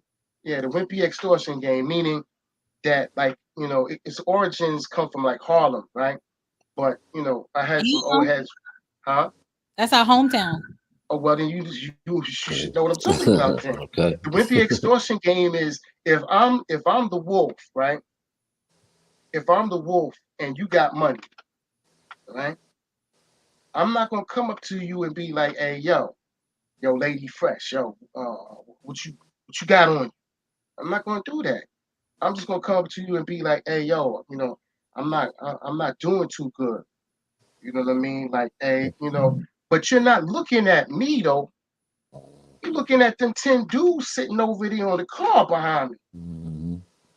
The 10 dudes that I brought. See, they playing the bad cop. I'm playing the good cop. Okay. So it's called the Wimpy extortion. I gladly pay you Tuesday for a hamburger today because Wimpy don't come up. That's Wimpy a never fact. came up on nobody talking. He ain't never say, "Hey, yo, Nah. Popeye, you better give me a hamburger." He ain't never say. He said, "I'll gladly pay you Tuesday for Mm, a hamburger today." So you're able to take that tone of voice when you got 10 no. dudes behind you that bar. Yeah. Sounds very familiar. Yeah, it's called the Wimpy Extortion Game. And that's all you need out here. You need people out here that'll be like, hey, yo, you know what I mean? I don't do that, but I used to do that. And I can still do that. I choose not to do that. So let's not take it there. Yeah. So I found these pictures of my daughter. Oh, okay, there you go. And she had her this is when she received her package of her Snotty Nosed Kids books. She was super excited. So this was last year. I remember that picture too, yeah. Yep, Yeah. she was reading it. She's read every single one of them. Every one of them. Well, you know what I'm working on right now, it'll be like sort of like being able to take that book or that bag or whatever, you know what I mean, and just make it like, like not like metaverse, not even 3-dimensional anymore. It's like 4D. So from off of this right here, you can create so many talks. Instead of me talking long-winded like this, I don't even know how long I've been talking about, maybe 8 hours, something like that. You can create these little things to whereas it'll be inside the actual book itself, like a QR code or the shirt or whatever. You know what I mean? And so anything that you want to, any type of narrative you want to visit, children will do it. You know what I mean? If you want to talk about, how blood functions in the body, the kid can do it. If you want to talk about, bullying, the kids will have the conversation. You know what I mean? And so this is how you combat it. This is how you take it to the next level. This is how you kind of like snatch back the tech from them, because you know how it is when you go. It's a war. It's a war going on. How can you beat this? You can't beat that. Right? That's extraterrestrial right there. Right? You telling. That's extraterrestrial. Right? So, but if you can sit up here and you create your own starships, now we got something on the level of Star Wars. Now it's like you got your, you know what I mean? And may the force be with you. That's how we're gonna do it. You know what I mean? Because that's the only way that you can't fight that battle on any other plane but the plane in which the battle is being fought. You can't call them from, they where they at. But if you can create something that can be your surrogate, so to speak, you know what I mean? You okay, you co-sign what's being said, then you can put them back. And these kids are so smart. They're so smart. So, when you come to their level with things, they're able to elevate it, because I know, talking to my 8-year-old, sometimes I wonder, like, dang, she teaching me something. These kids are teaching us a lot of things, especially when it comes to technology. Right. You know what I mean? We do have to find a way to penetrate through that, use that to get the message to them that we want them to have. So I'm again, and I'll say it over and over, I am a fan of what you do. I support what you do 100%. And I can't wait to see you continue to grow, because like I said, from the 10 months ago when you were doing the books and the merchandise to now the clothing line, like, I'm super excited about that. Gotta get me one of those jackets. Like, yeah, that's a fact for real. That hoodie is lit. So are we gonna get like a volume 2, Maurice, with Snotty Nose? Are you doing future stuff with Snotty Nose? Is it gonna be like a volume 2 or continuing? Yeah, because like it's not done. Like Okay. where I left them off at. Okay. I left them off at like, they like went to bed. You know what I mean? So now from there, they take off without me, giving. They're gonna take off and they just gonna like, take you to, where it's a lot more, animated, more characters and That's dope. stuff like that, and basically, that's what children like. I mean, it's crazy when I'm sitting up there reading to these kids, because I never really imagined that teenagers would sit up here and listen to me but then again, I don't know why I sold myself short because I had grown people listening to these stories where I was at. Okay. And You know what I mean? you can connect, like you can Yeah. legitimately connect to the stories in that book. Right. And as long as you're able to rhyme, come on. That's the kicker right there. Right. If you can rhyme and flow, then you got them. Because the same way they cast spells, I gotta cast my spell too. I gotta cast my spell. But my spell is not about trying to you understand what I'm saying? Yeah, Yeah, you kind of Right. positive, positive Right. spell. Yeah, definitely. Right. It's like, yo, if this is what it's gonna take, you know what I That's mean? what we need, brother. Because there's a lot of this bad energy out here. We definitely need good energy. That's I why I mean, say it's I terrible. salute you, man. I appreciate everything you're doing. We definitely support you because I we need appreciate this. We y'all definitely need this, man. and just for having hopefully. me on this venue. This is real. Oh, of course. Like I said, I've been keeping up. I had fallen back from Clubhouse for a while, but I've been paying attention, and I wanted to give you the opportunity to actually come on the show and talk about Snotty Nosed Kids and your on your clothing line as well, because again, like I really believe in what you're doing. I have my child involved. The book bag is mine. That's a fact. That's for real.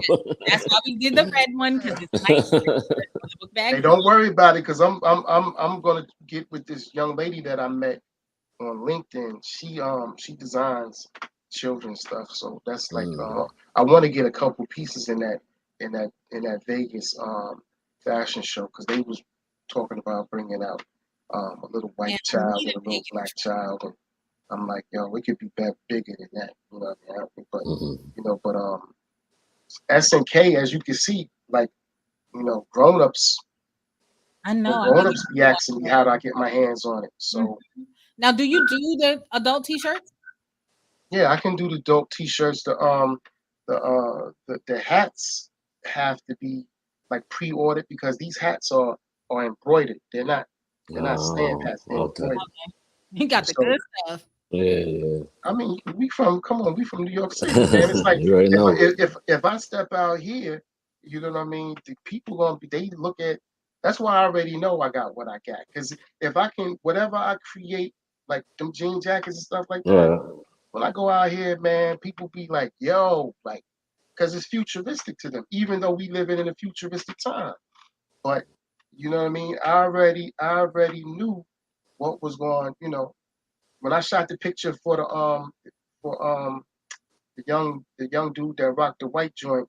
He's a model for Gucci, right? And Nike.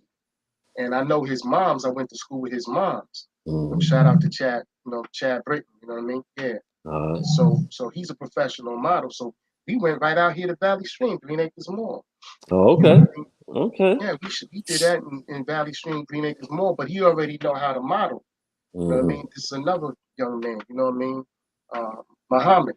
These are young dudes that I just happen to know their parents. You know what I mean? This is my man. I did time with him. My man Daru. You know what I Yeah, mean? That that shirt. shirt is crazy T-shirt right there. I is like that. Yeah, I thank you. that. So I'm assuming that most of your clothes for men. I mean, I see you do have some women's stuff here. This is model Mercedes. She's from out of Las Vegas. Uh, she's modeling for me too. She don't know it yet, but she's modeling for me in the show in Las Vegas. Right. I love this. Yeah, I got some stuff coming in from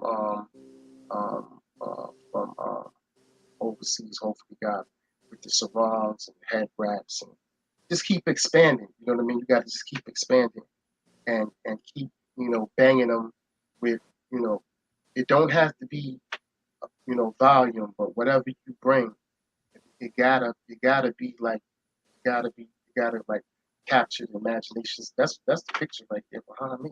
That's the picture my daughter did. You know what I mean? So everything that comes from off of that is just like I break them up and it become NFT. So the jacket that you get, it's not just a one-off, but it goes up in value based upon when it's time for us to start rolling out these NFTs and stuff like that. So that's not just a regular jacket no more. That's something that you pass down to to your son or whomever, because it's a one-off. Nobody walking around with that same jacket on. Nobody. Right. I took that to heart because one of my daughters tried to come for me when I came home. You know what I mean? She lives over there in East Harlem, and Okay. she called her. She thinks she's fly. She's fly, but she came at me with that. Probably is. I was about to say right. She probably Yeah, is. Probably is. yeah, she came at me with that Harlem bravado. You know what I mean? So I had to be like, oh, okay. Well, how do I shut this one up? You know what I mean? So I shut this one up by stepping up the ante. You know what I mean? Right. And okay, so get goat skin leather on the collars, on the cuffs. You know what I mean? That's goat skin from England. That ain't no calf or cowhide. Nah, that's goat skin leather. You know what I mean? We're gonna have to order us some stuff. Yeah, that's Yeah, definitely. everything is just by yourself. You know what I like mean? Like Fat Joe said, the price yesterday ain't gonna be the price today. Because That's once a these fact. people start getting behind that thing, it's gonna go up. It's gonna keep on, it's gonna go up. Well, I definitely see things for you going up and up and up. I feel like you're a visionary and you have a voice. So if don't have a podcast, I think you should consider. I think you should consider it, even if it's just on you feeling creative today and you want to talk to people because you definitely captivate people with what you have to say. And I think that it'll be beneficial for you and for your brand, as especially with the clothing line. Like the message behind it is so unique. And it may have to be explained a little bit for people to really get it. But I think you definitely can do it. And I'm here to support 100% whatever I can do. Utilize my platform. I'm here. If I wish I could make it to your event in Vegas, I'm be coming right back from Mexico. But It's gonna be a stone gas. John Cornelius used to say it's gonna be a stone. We gonna make that joint pop. I might have to reroute my flight straight to Vegas. I'll meet you out there. You know how we do Vegas. Okay. That's our second That's home. our second home, and we haven't done a trip this year. So, Yeah. I meeting was some just saying, people out there. I'm meeting interesting people. Like when I'm meeting people from Germany, and and once them people start liking what you do, you know what I mean. It's like, man, once you start getting, that's what I'm saying. Like you do a podcast, like you take your podcast worldwide. You know what I mean? It don't have to just be I'm learning. I'm trying to right here. It could be worldwide, like because you'll be surprised when I'm talking to these people. They just be looking at me like this, and I'd be like, "Oh, okay, you got them, you got them," because I'm telling you, they ain't never seen nothing like this. Like they'll do something that's an imitation of that, but you'll be surprised. Like, nah, it's not the same. It's not the same. It's not the same juice flowing. You know what I mean? And when they see that, and when she saw the jean jackets, she was like, so once they start talking, they talking money now. They talking Get that bag, bro. crypto. Get all They that. talking crypto. Get every penny they putting on the table, man. Yeah, they talking about crypto money. Yeah, get that. Yeah, they sat up there and talked about they can, because that's what we gotta understand. When they talk about cryptocurrency, they talking about communities of people. Right. Like if you got a NFT and ain't got no community behind it, an NFT is, I don't care what nobody. It ain't going nowhere. It was about networking, basically. Then. It's about what the network says it is. Right. So when it passes from my hands to his hands to your hands, it just keeps going up and up and up and up because of the community that's behind it. So that's what you want. You want it don't have to be here. Community could be in China. Community could be in Germany. Could be in Laos, Vietnam, whatever. When they come together on that blockchain, that's what's pushing everything. It's pushing everything. So that's when you start seeing these numbers, and you'll be like, "Yo, how did he get 1.7 million?" Because it's nothing. It's like if 1.7 million people is behind that, and they all gave $1, that ain't nothing. You feel me? I just said that the other day. Yeah. That's good stuff, man, right there. Well, you don't be a stranger. Let the people know where they can find you. Plug your brands and your website. Let the people know. And I got one more quick question, Maurice. I remember the last show you were saying like you rather people grab your book from your website. Is that still what you like? I know you saying you was Yes, having an issue with Amazon. yes. Okay. Yeah, make I'd sure you rather you plug just that. go to Yeah. SNK Rocks. You know, I think you'd have to type in HTTPS. That's the URL / SNK Rocks. It'll take you straight there. You see the books. I only sell the books in collections because that's how I bring the books from overseas, from my man overseas. That's the price on there. You know what I mean? That's how I can make my profit. If it goes through Amazon, it's on Amazon, it's in Walmart, it's in all these other stores, but by the time they finish raping me, you know what I'm saying? Right. What am I getting? Like $2 or something Mm. from off a book. But if you buy it from me, then I'm getting, what I deserve as not just the author, but I published it. Mm-hmm. I'm the one who wrote the book. I'm the one who paid to format the book.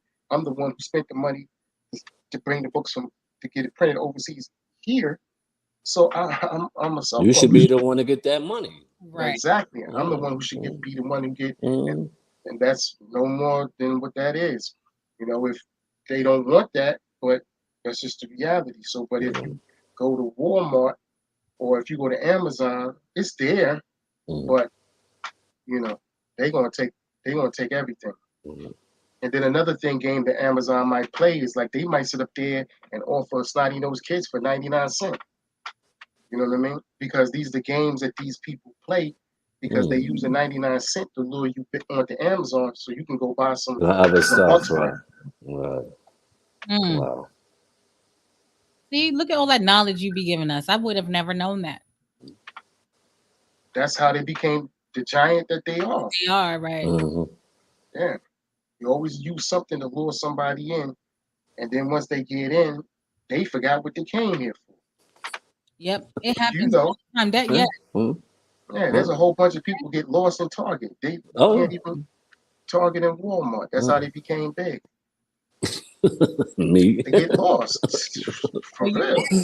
now, I don't want to upset nobody of your oh, you're listeners who might be absolutely listening. right. Especially with the phones, everything is in your phone now, so it's accessible, and everything Yeah, is curated to make you think you need something or you got to have something. That you're absolutely right. Clickbait.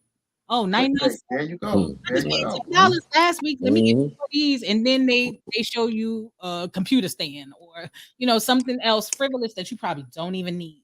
Don't even need it. It is, yeah. I catch myself sometimes like, now I know dang on well I don't even need this. They got me. Now that I understand the machine, I understand curated content and stuff like that. It makes sense now, and I catch myself like, let me just put it down because I don't really need it. It's not something that I need. It's just like a segue constantly. It's just a segue. Those beams, those beams is hitting Hmm. sensory spots in your brain. Mm-hmm. Yeah. Mm-hmm. Did you You know see what I that mean? documentary on Netflix?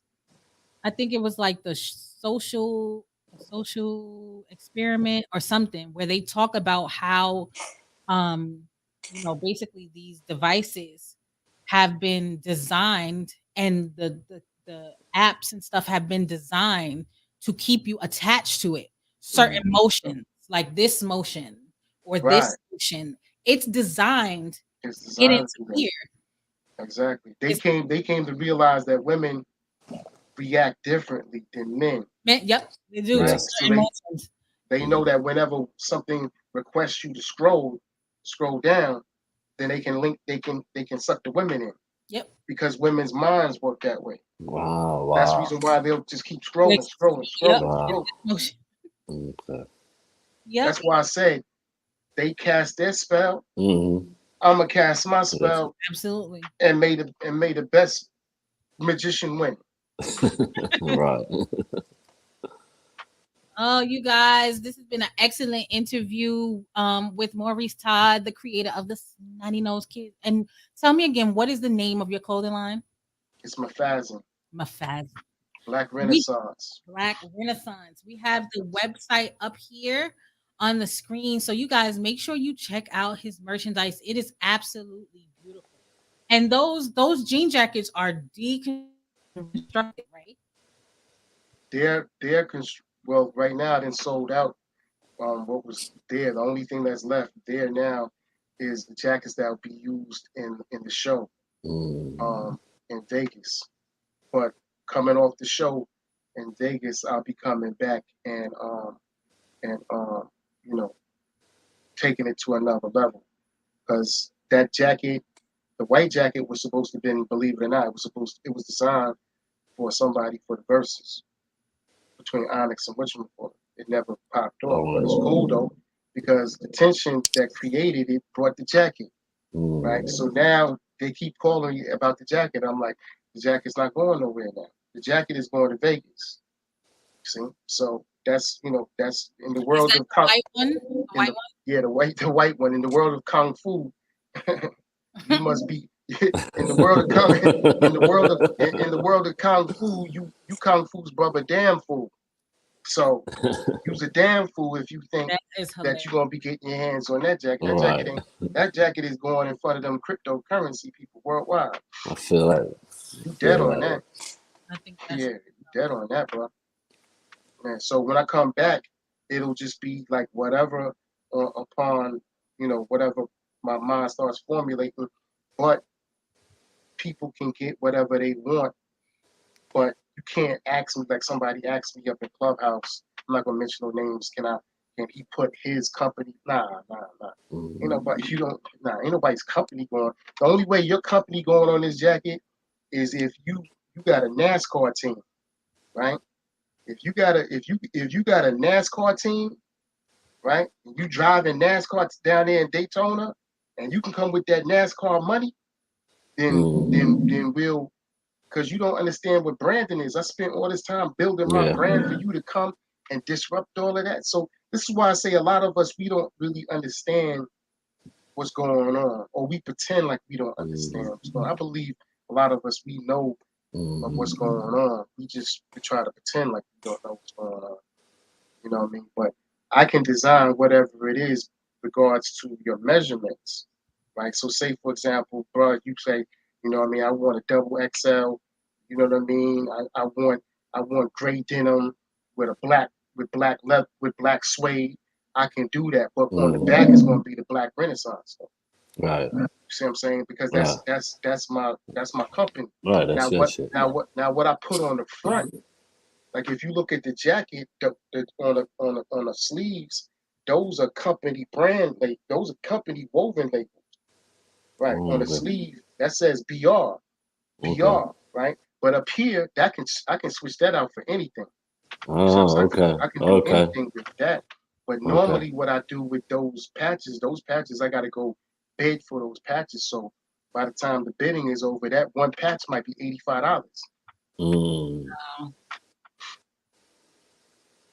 These ain't no patches that that was like one of the first shirts that came out. That material is modal. That's modal material. That's like a Turkish cotton. So the feel is it feels like you can't even tell you got it on. I need Those are the brand labels on that on those hoodies right there. You know what I mean? That's why them hoodies is what they are.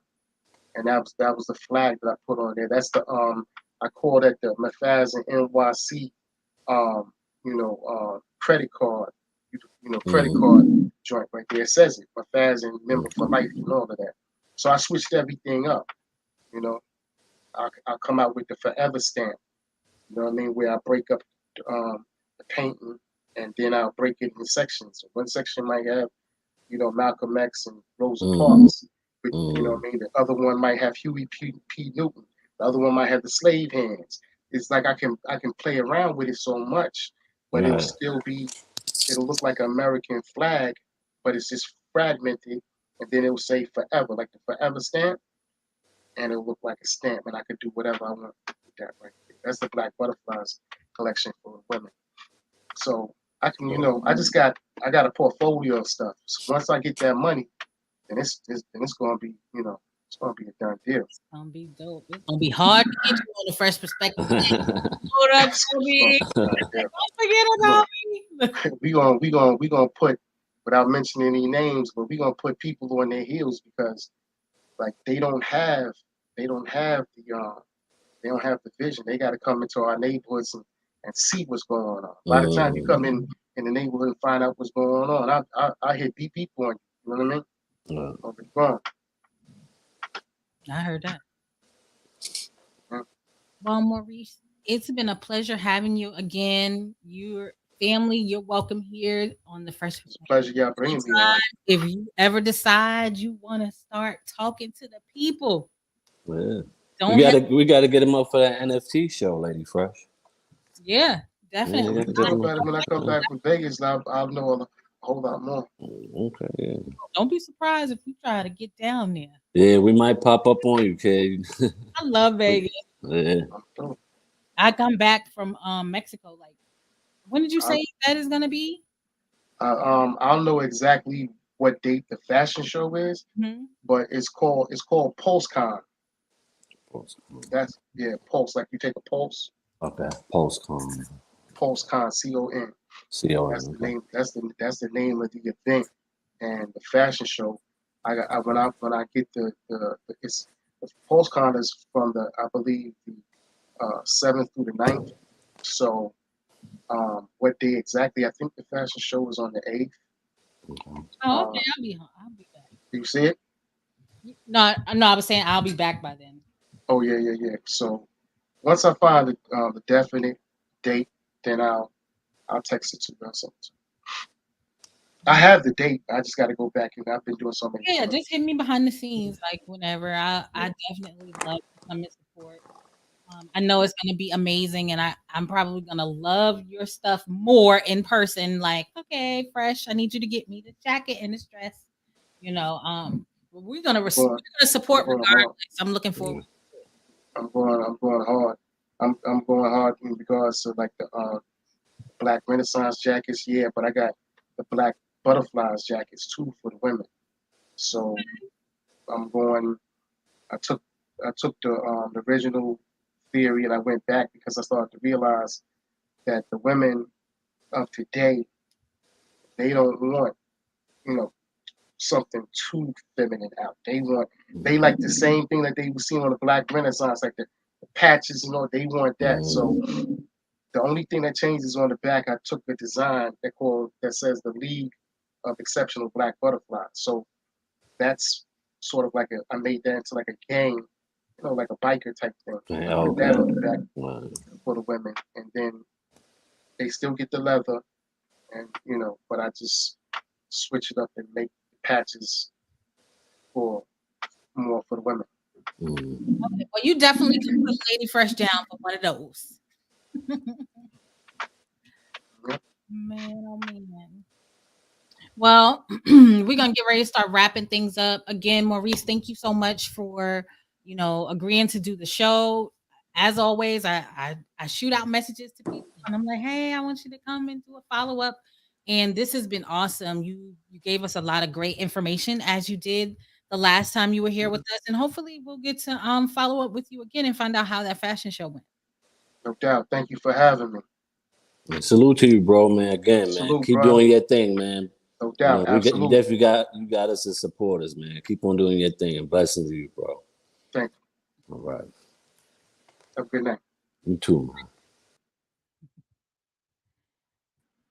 Fresh, I didn't tell you to go nowhere. I didn't tell you to go a place, sir. Who told you to go anywhere? Mr. Breezy. Just because you changed your name, you still Fresh Breezy. So what did you guys think? I thought that was an awesome interview. If you didn't see him before, he joined us on the Rise and Fresh show. And now he want to come back. Now you want to come back. I didn't say you could go anywhere. Yeah, I messed up. That means I'm gonna get beat tonight. Jesus. No, beatings are on Thursday. Oh yeah, true that. But yeah, what'd you think of the interview? It was dope, man. I was looking forward to him coming back up because it was a dope interview the first time. I I know. wasn't, I was a spectator then, and I enjoyed it. Being able to talk to him and chop it up was even better this time. So again, Watching, salute to Maurice. He's dope, man. we both were actually watching that show today, Oh yeah, and yeah. it was making me cringe just And listening to us, like all the breakups and the delays and the it cut. was your first show. I mean, I know it's just look now. I mean, you don't go through that anymore. don't you know It me. was still all in all a very dope show. I'm such a perfectionist. Like I want everything to be right the first go round. Something's wrong with me. I know. Right. I've gotten better. I think I've gotten better at learning how to not. Um, Bug out. no, I never. I never. Nah, you didn't. Nah, you I'm gonna didn't. be shit. Okay? I know. I know not to worry You myself. got a little frustrated, but you didn't Yeah, bug I out. know Oh, nah, not you to didn't. worry myself about things that I can't change. All Like right. if I can't change it. Like we just talked about that. Who were we talking to about the wedding yesterday? Uh, Mika. Yes, we were talking about the wedding, and y'all, we had a snowstorm 2 days before our wedding, It and was a my friend, blizzard. it was a blizzard that shut New York down. One day we got to do a show and find all those pictures fresh. It shut New York City down, and I don't know, a lot of y'all have seen our wedding picture. We had like 8 bridesmaids and 8 groomsmen, and every single one of my bridesmaids that weren't already in town had issues getting in town. But guess what? They all got there in time for the wedding. I had tears on the phone, and they were like, "I don't understand. You're so calm. You're so relaxed." And I don't know. I just guess I had an epiphany just before the wedding, literally, maybe a week before the wedding, that I cannot allow myself to get worked up about things I can't control. If I hadn't had that mentality, I probably would have lost my shit with all those phone calls of people not coming and delayed and flights canceled. And yeah, it was a scene, y'all. But I was smart because I planned the wedding on a Sunday and the blizzard happened on a Thursday. I mean, it was all going like the next day. On the day It of was, the wedding, all the snow was no, it gone. was going. Yeah, all right. It was gone. I had a friend who was in an Uber for 6 hours, y'all, coming So from sad. downtown back to the Bronx. They tried to charge her $795 for that Mhm. Uber. She was one of my bridesmaids. Salute to you, sis. You still stood up next to me after that Uber tried to charge you all that money. I think she got it cut down to like half of that, but it was bad. It was buses stopped on it was bad. New York don't shut down for weather. Mm-mm. I didn't panic though. I did a lot of drinking that weekend, but I didn't panic. No, you did good.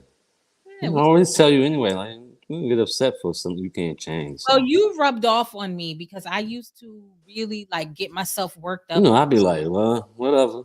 Right. It is what it is. It's so funny though because like the kind of things you get upset about, I'd be like, Listen to your own advice. dude, like, yes, like relax, dude. You're seriously about to kill us all. I know my heart be pumping all Yes, I'm like, fast. you're gonna have a heart attack. You're an old dude now. So stop. You get yourself so worked up, and I'd be like, and then there's things that I get worked up, and when you start seeing this, the New York girls, we gotta. No, I'm saying she played us up. When you start seeing it, you be like,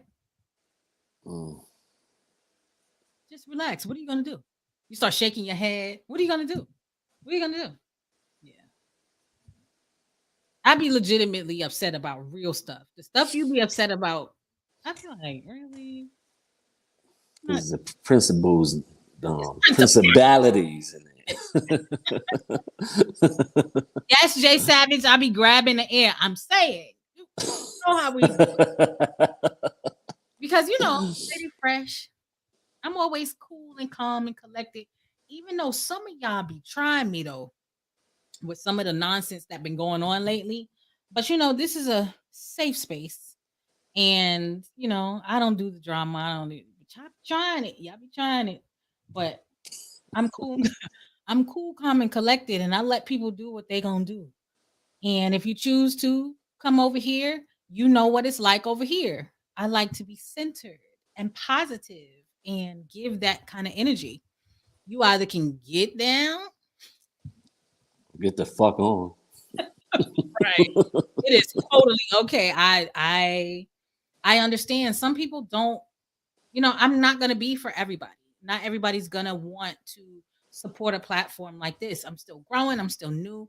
I'm still trying to understand what I even want to do here and how to do it. And so I appreciate all you guys who you're patient with me. Some people are not so patient, but y'all be real patient with me. My moderators do an excellent job of circulating things that I can't do. I used to always give Roz credit for being able to sit up here and talk and still type stuff in the chat for everyone. And I'm like, how the heck do you do that and still look like you're paying attention? I'm getting better, but I don't know what I would do without my mods. I appreciate all you guys. Lotus Flower Bomb. She's excellent at that. Jen, thank you so much. You're great at that. Even My boo. Fresh Breezy, you be doing your damn thing too. I'm trying to do a little something, hold you down just a little bit. My husband prepares for the fresh perspective. He does. Huh? Oh yeah. He prepare. You come in here. He set up my TV. Then he come and what he said. Oh, I don't have his information. You need to make sure you give me the information, like to circulate in the chat. And you got like my boo, all of y'all. I appreciate everything that I do. Like, we're a little family. You guys really look out for me, and I appreciate it. Seriously, that way I'm not harassing my husband. Like, oh my god, I don't know how to get all this information out. But and Maine too. Maine's really good at that. Yeah, please don't forget about him.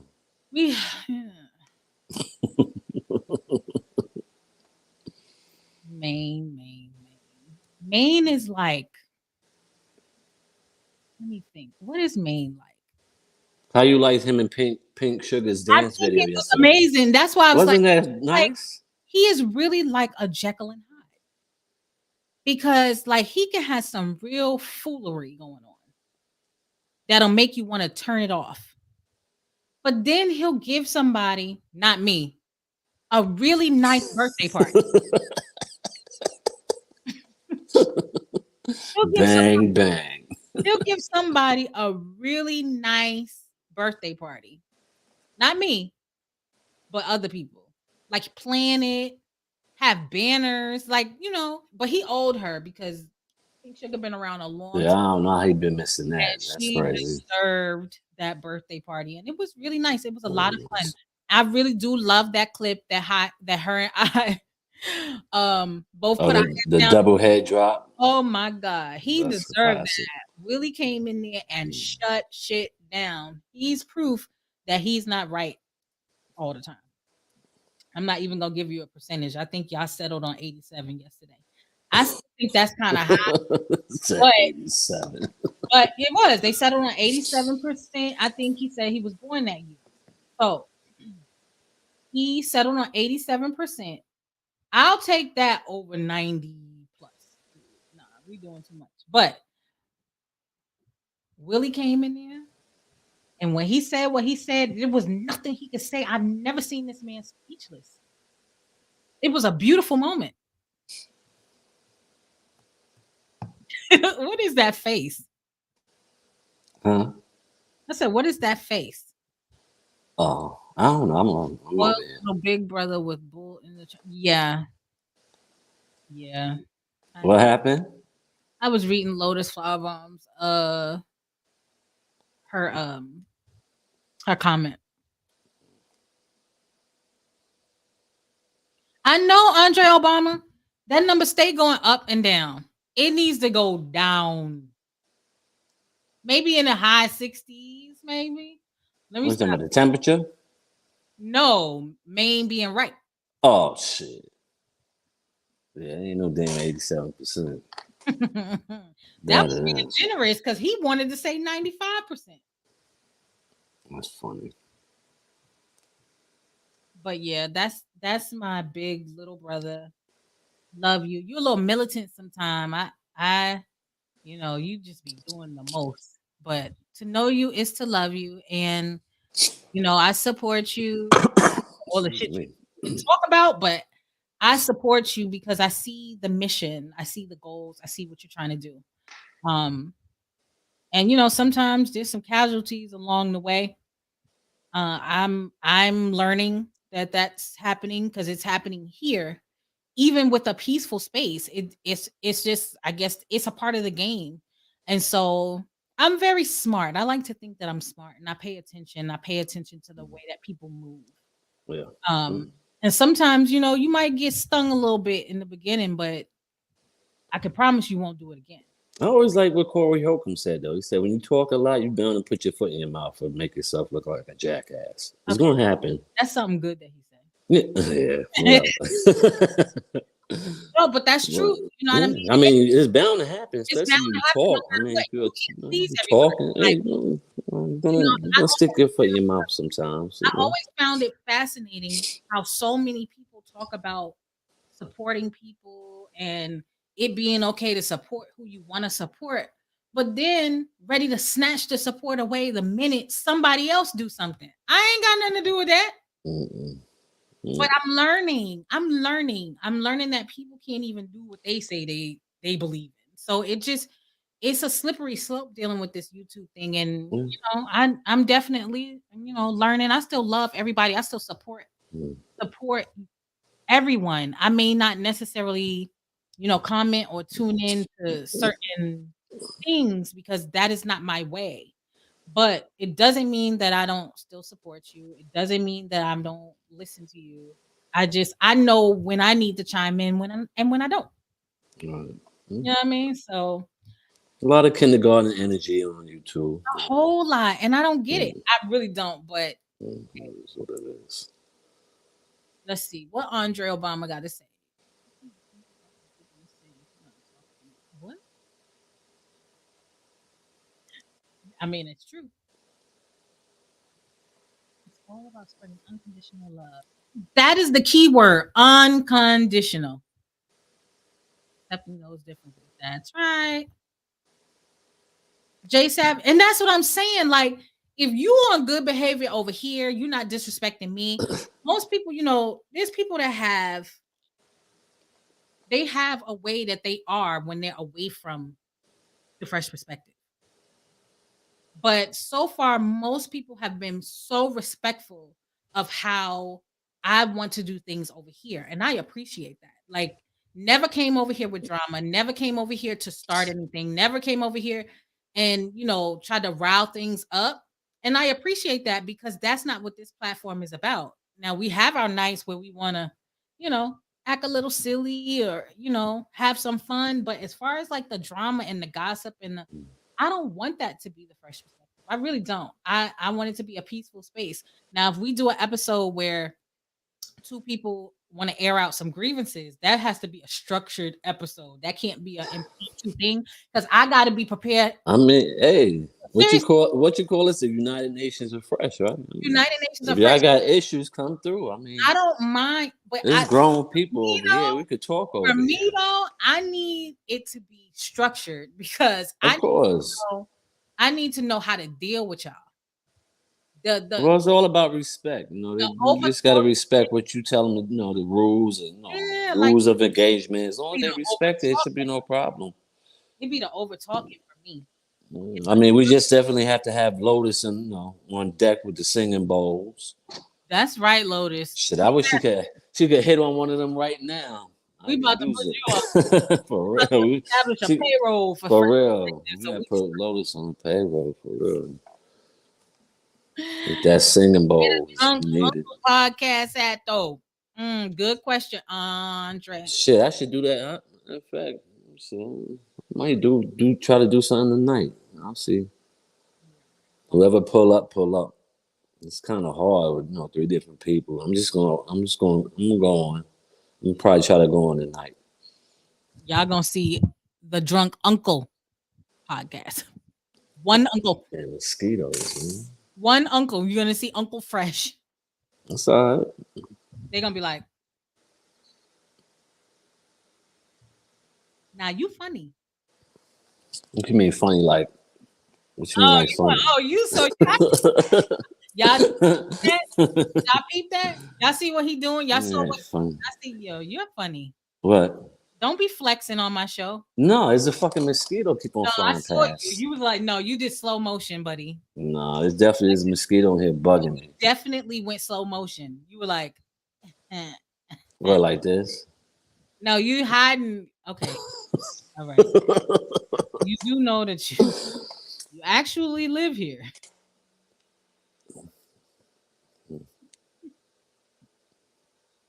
Well, that was a dope show. I appreciate Maurice coming back through again. Yeah, he. Yeah, see, Jay Savage saw it. This is a goddamn bug over Jay here. Savage. You saw him do that light flex. I saw you. I don't know what you're talking about. He saw it. Look What are you talking about? Look what Jay Savage said. Look, you doing it again. What are you talking about? Yo, you. Go ahead. You flexing. I can't read what he's saying. I got my glasses on. I'm sure it's some foolishness stuff. He said, "Throw your rollie in the sky and wave it side to side." That's what you would do. You was all. Where are you There's a going? mosquito in here. There's a little Where are pesky you going? mosquito. Where are you going? There's a little pesky mosquito in here.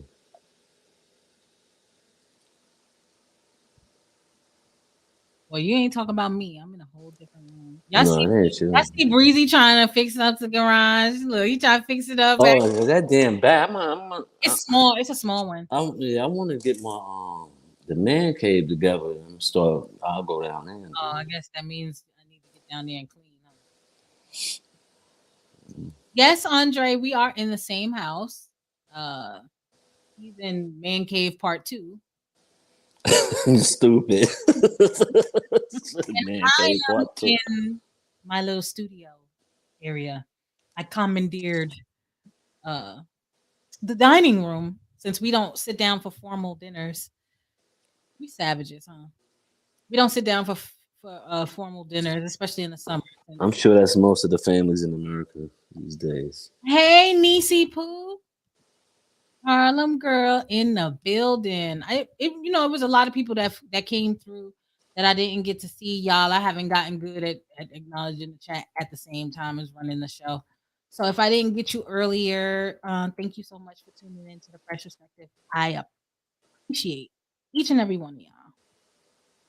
That's a fact.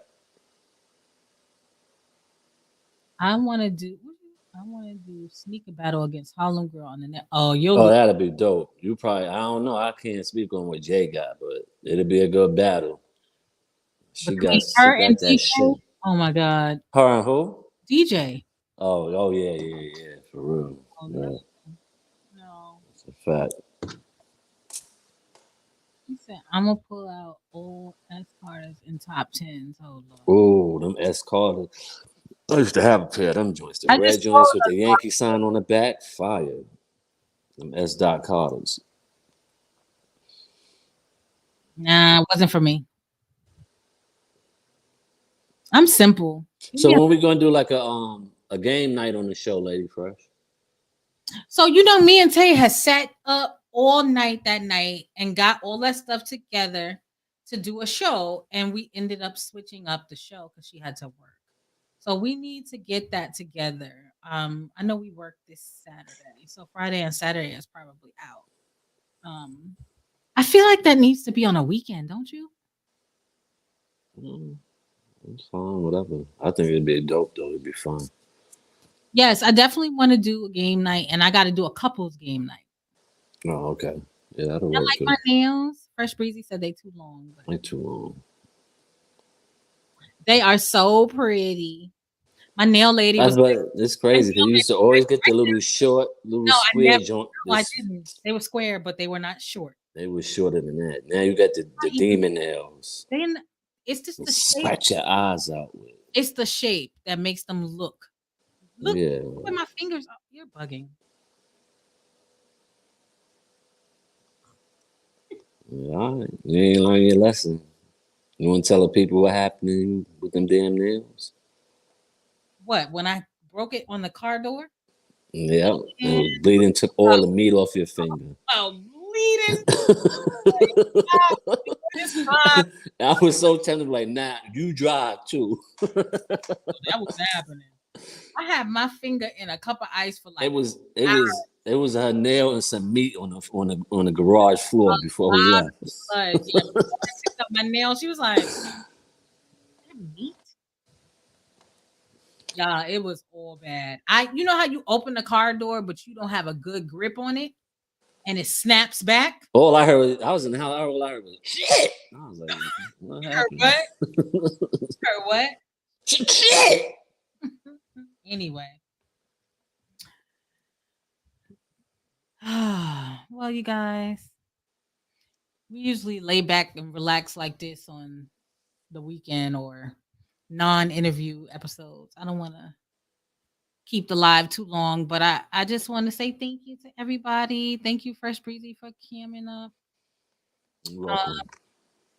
Oh, and I've been getting a lot, not a lot, but a couple people who asked me the 212 things. That's the area code for Manhattan. Which I know part it's is in funny Manhattan? because A lot of people like, huh? What is that? I don't know if it's some Maine gang. said it right. Right, I don't know if it's some 212. gang code or something, but 212 is just because I'm from Harlem. That's the And area code Pink kept for saying Manhattan. 212. Who? Maine said it Oh, yeah, right. 212. She was like, I like Yeah, that. 212, 212 saying it's just that's the area code for Manhattan. That's all it is. I like Fresh Breezy better. Yeah. I mean, it's been that for so long that It still is that. I just put people gonna 212 there for a little while. It's a little change. You know how when you change your hair colors and shit? You change my names. I know what. So did y'all see that clip? Because people been asking me to do pink purple, but I did pink. To do what? Pink my hair because I've been asking everybody what hair color. Okay. So they've been saying pink or purple, but I did a pink and purple the first couple of episodes of Rise and Fresh. So I'm like, y'all want to see a different color, or should I do a solid? Do camouflage. This is why you don't ask your husband. Okay, That should be fire. a camouflage hair. I don't know. Yeah. I don't know how to. I don't know. I There's somebody out here. wear some camouflage pants to go with it. We do a show together. I bet you if Everything. you Google it, you'll find. I gotta get my camouflage Yankee hat. We in the house. You know, I thought about green. I'm so traumatized by the Celtics losing that I don't know if I could live with green hair right now. So, but maybe in October when the season starts. Oh yeah, we gonna be good money too. We got Brogdon, Malcolm Brogdon. No, we got dope trade. Gallinari. We good. They got Nah, we good now. So I feel sorry for them next year for them Ducks in the NBA. Let's plan for an October green when the season starts. We'll do green. I'll be ready to cheer for myself. Green. What color green? Is it dark green? Celtic green. I have to do my research. I don't booger green. I don't know. I have to do my research because I don't just pick colors and go. I have to find the right tone to bring out my complexion. You know, I got to redo my red because my red color was a little off, and so. You know.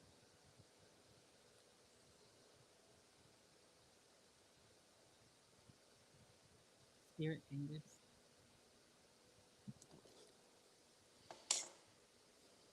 Celtics still need a true point guard. We got Brogdon. Man, you gotta stop sleeping on Marcus Smart too, man. Why are you talking about my husband's laugh? It is terrible though. She said she hate my laugh. Oh God! I'll make sure when you come visit, I'm gonna make sure I laugh all the time. I can't tell y'all too much. I can't tell y'all too much about us. Yeah, I'd be like, what? That laugh.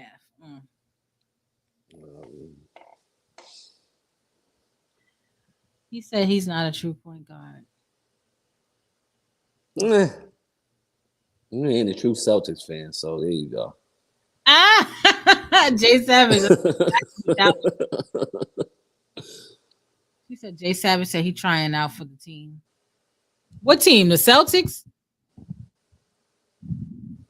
Nah, there's age restriction.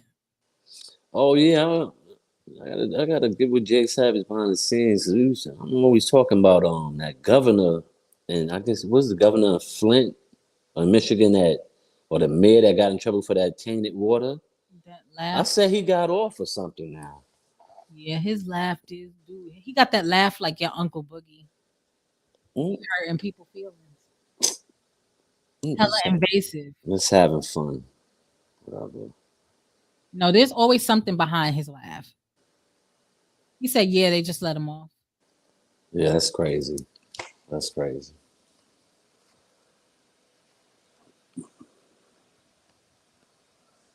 Wow.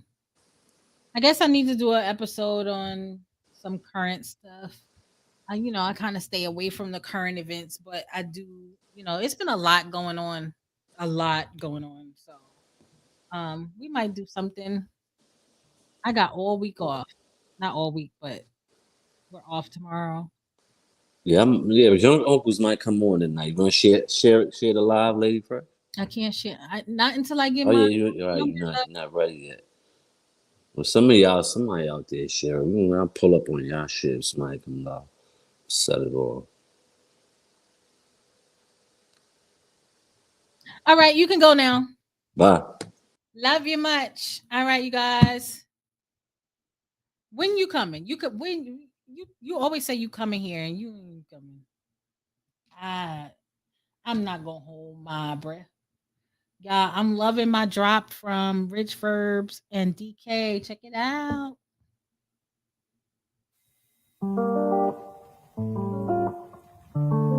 Big time now, love. This is Two Peas in a Podcast. I'm your host, Rich, And I'm your host, DK. and you are now tuned in to Lady Fresh and the Fresh Perspective. Shout out to Two Peas in the Podcast. Y'all. So Rich Verb's new album is coming out tomorrow. RRL7. 7 songs. Um, it drops tomorrow. So probably midnight tonight. That's Rich Verbs. He was our first check-in with Lady Fresh. One of my former guests on the Rosin Fresh show came back and promoted his new music as well as his endeavors in real estate. And so it was a really good episode. So you guys make sure you check all platforms for Rich Verb's new album, RRL7. I can actually play one of his songs on the way out. I play his music all the time. Y'all hear his music all the time on here. So you should be very familiar. I'm gonna get ready to get out of here, you guys. We may do something tomorrow. I like sitting here talking with you guys. Maine mentioned something yesterday on his show about, you know, being in front of you all being therapeutic. And I absolutely agree with that. For me, it's very therapeutic. And I never knew it was something that would be that for me. I like talking to people. And this is weird because I can't see you. I can't, really see how you're receiving me, but your comments, they help, and the people that panel up, that helps as well. But it really is therapeutic. I can see how he feels that way. I like talking to people. I like interviewing people.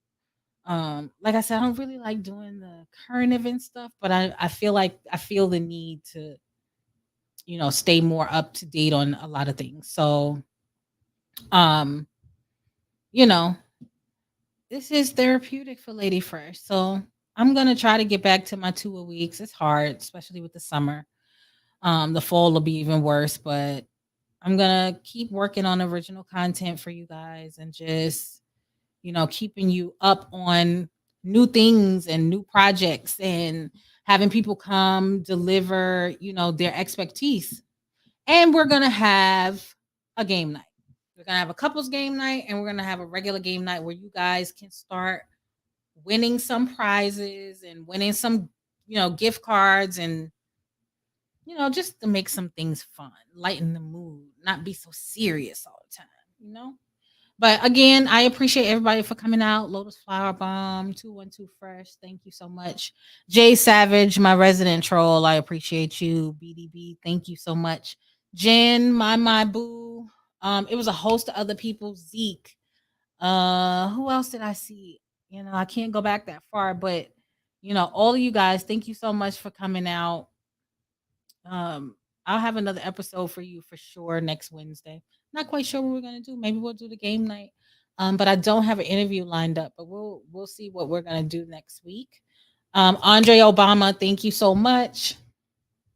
Thank you, Maurice Todd, again for coming back to the Fresh Perspective and talking to us about the Snotty Nosed Kids. I really love that movement, you guys. It's amazing. My daughter loves it. It's just fun, it's colorful, and it's educational, and it helps them deal with real life issues.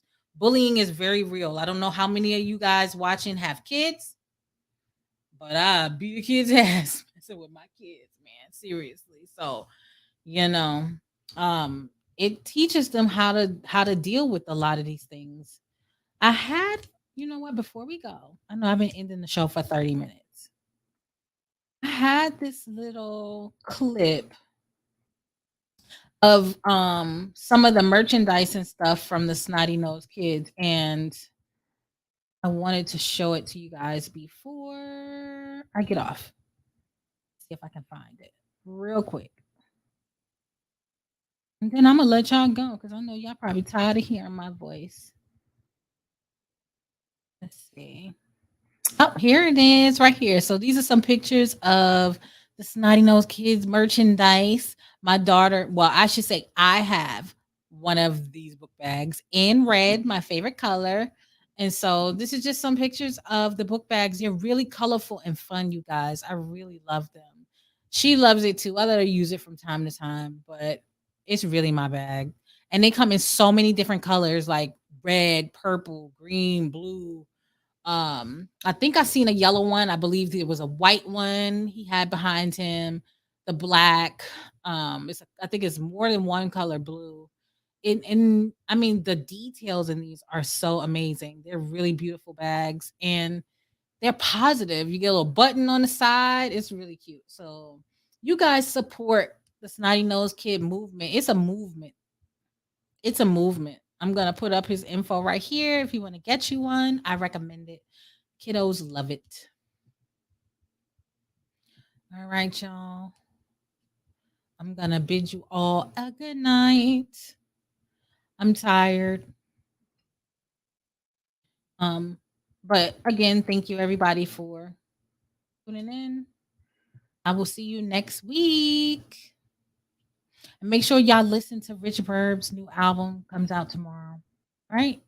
You guys have a good night.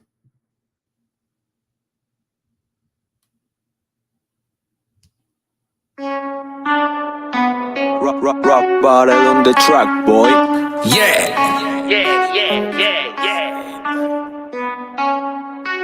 Yeah. Lady Fresh, keep it real, and that's a fact. She gon' tell it like it is, that's just that on that. Yeah, yeah, that's just that on that. This the Fresh Perspective with Lady Fresh. Lady Fresh, keep it real, and that's a fact. She gon' tell it like it is, that's just that on that. Yeah, yeah, that's just that on that. Tune in every week, rockin' with Lady Fresh.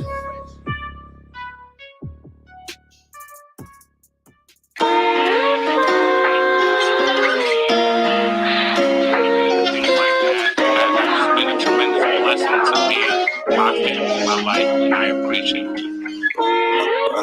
Brother Mix, cut that back. Like I said, I always try to express my feelings, to everybody. It's a lot of Fresh perspective, real empowerment, you better be respected. Lady Fresh on that motherfucking check-in. Weezy got her back, she stay protected. This the fresh perspective, real empowerment, you better be respected. This for the dreamers, it's to get you through the night. Not for the haters, bet you they don't come outside. Lady Fresh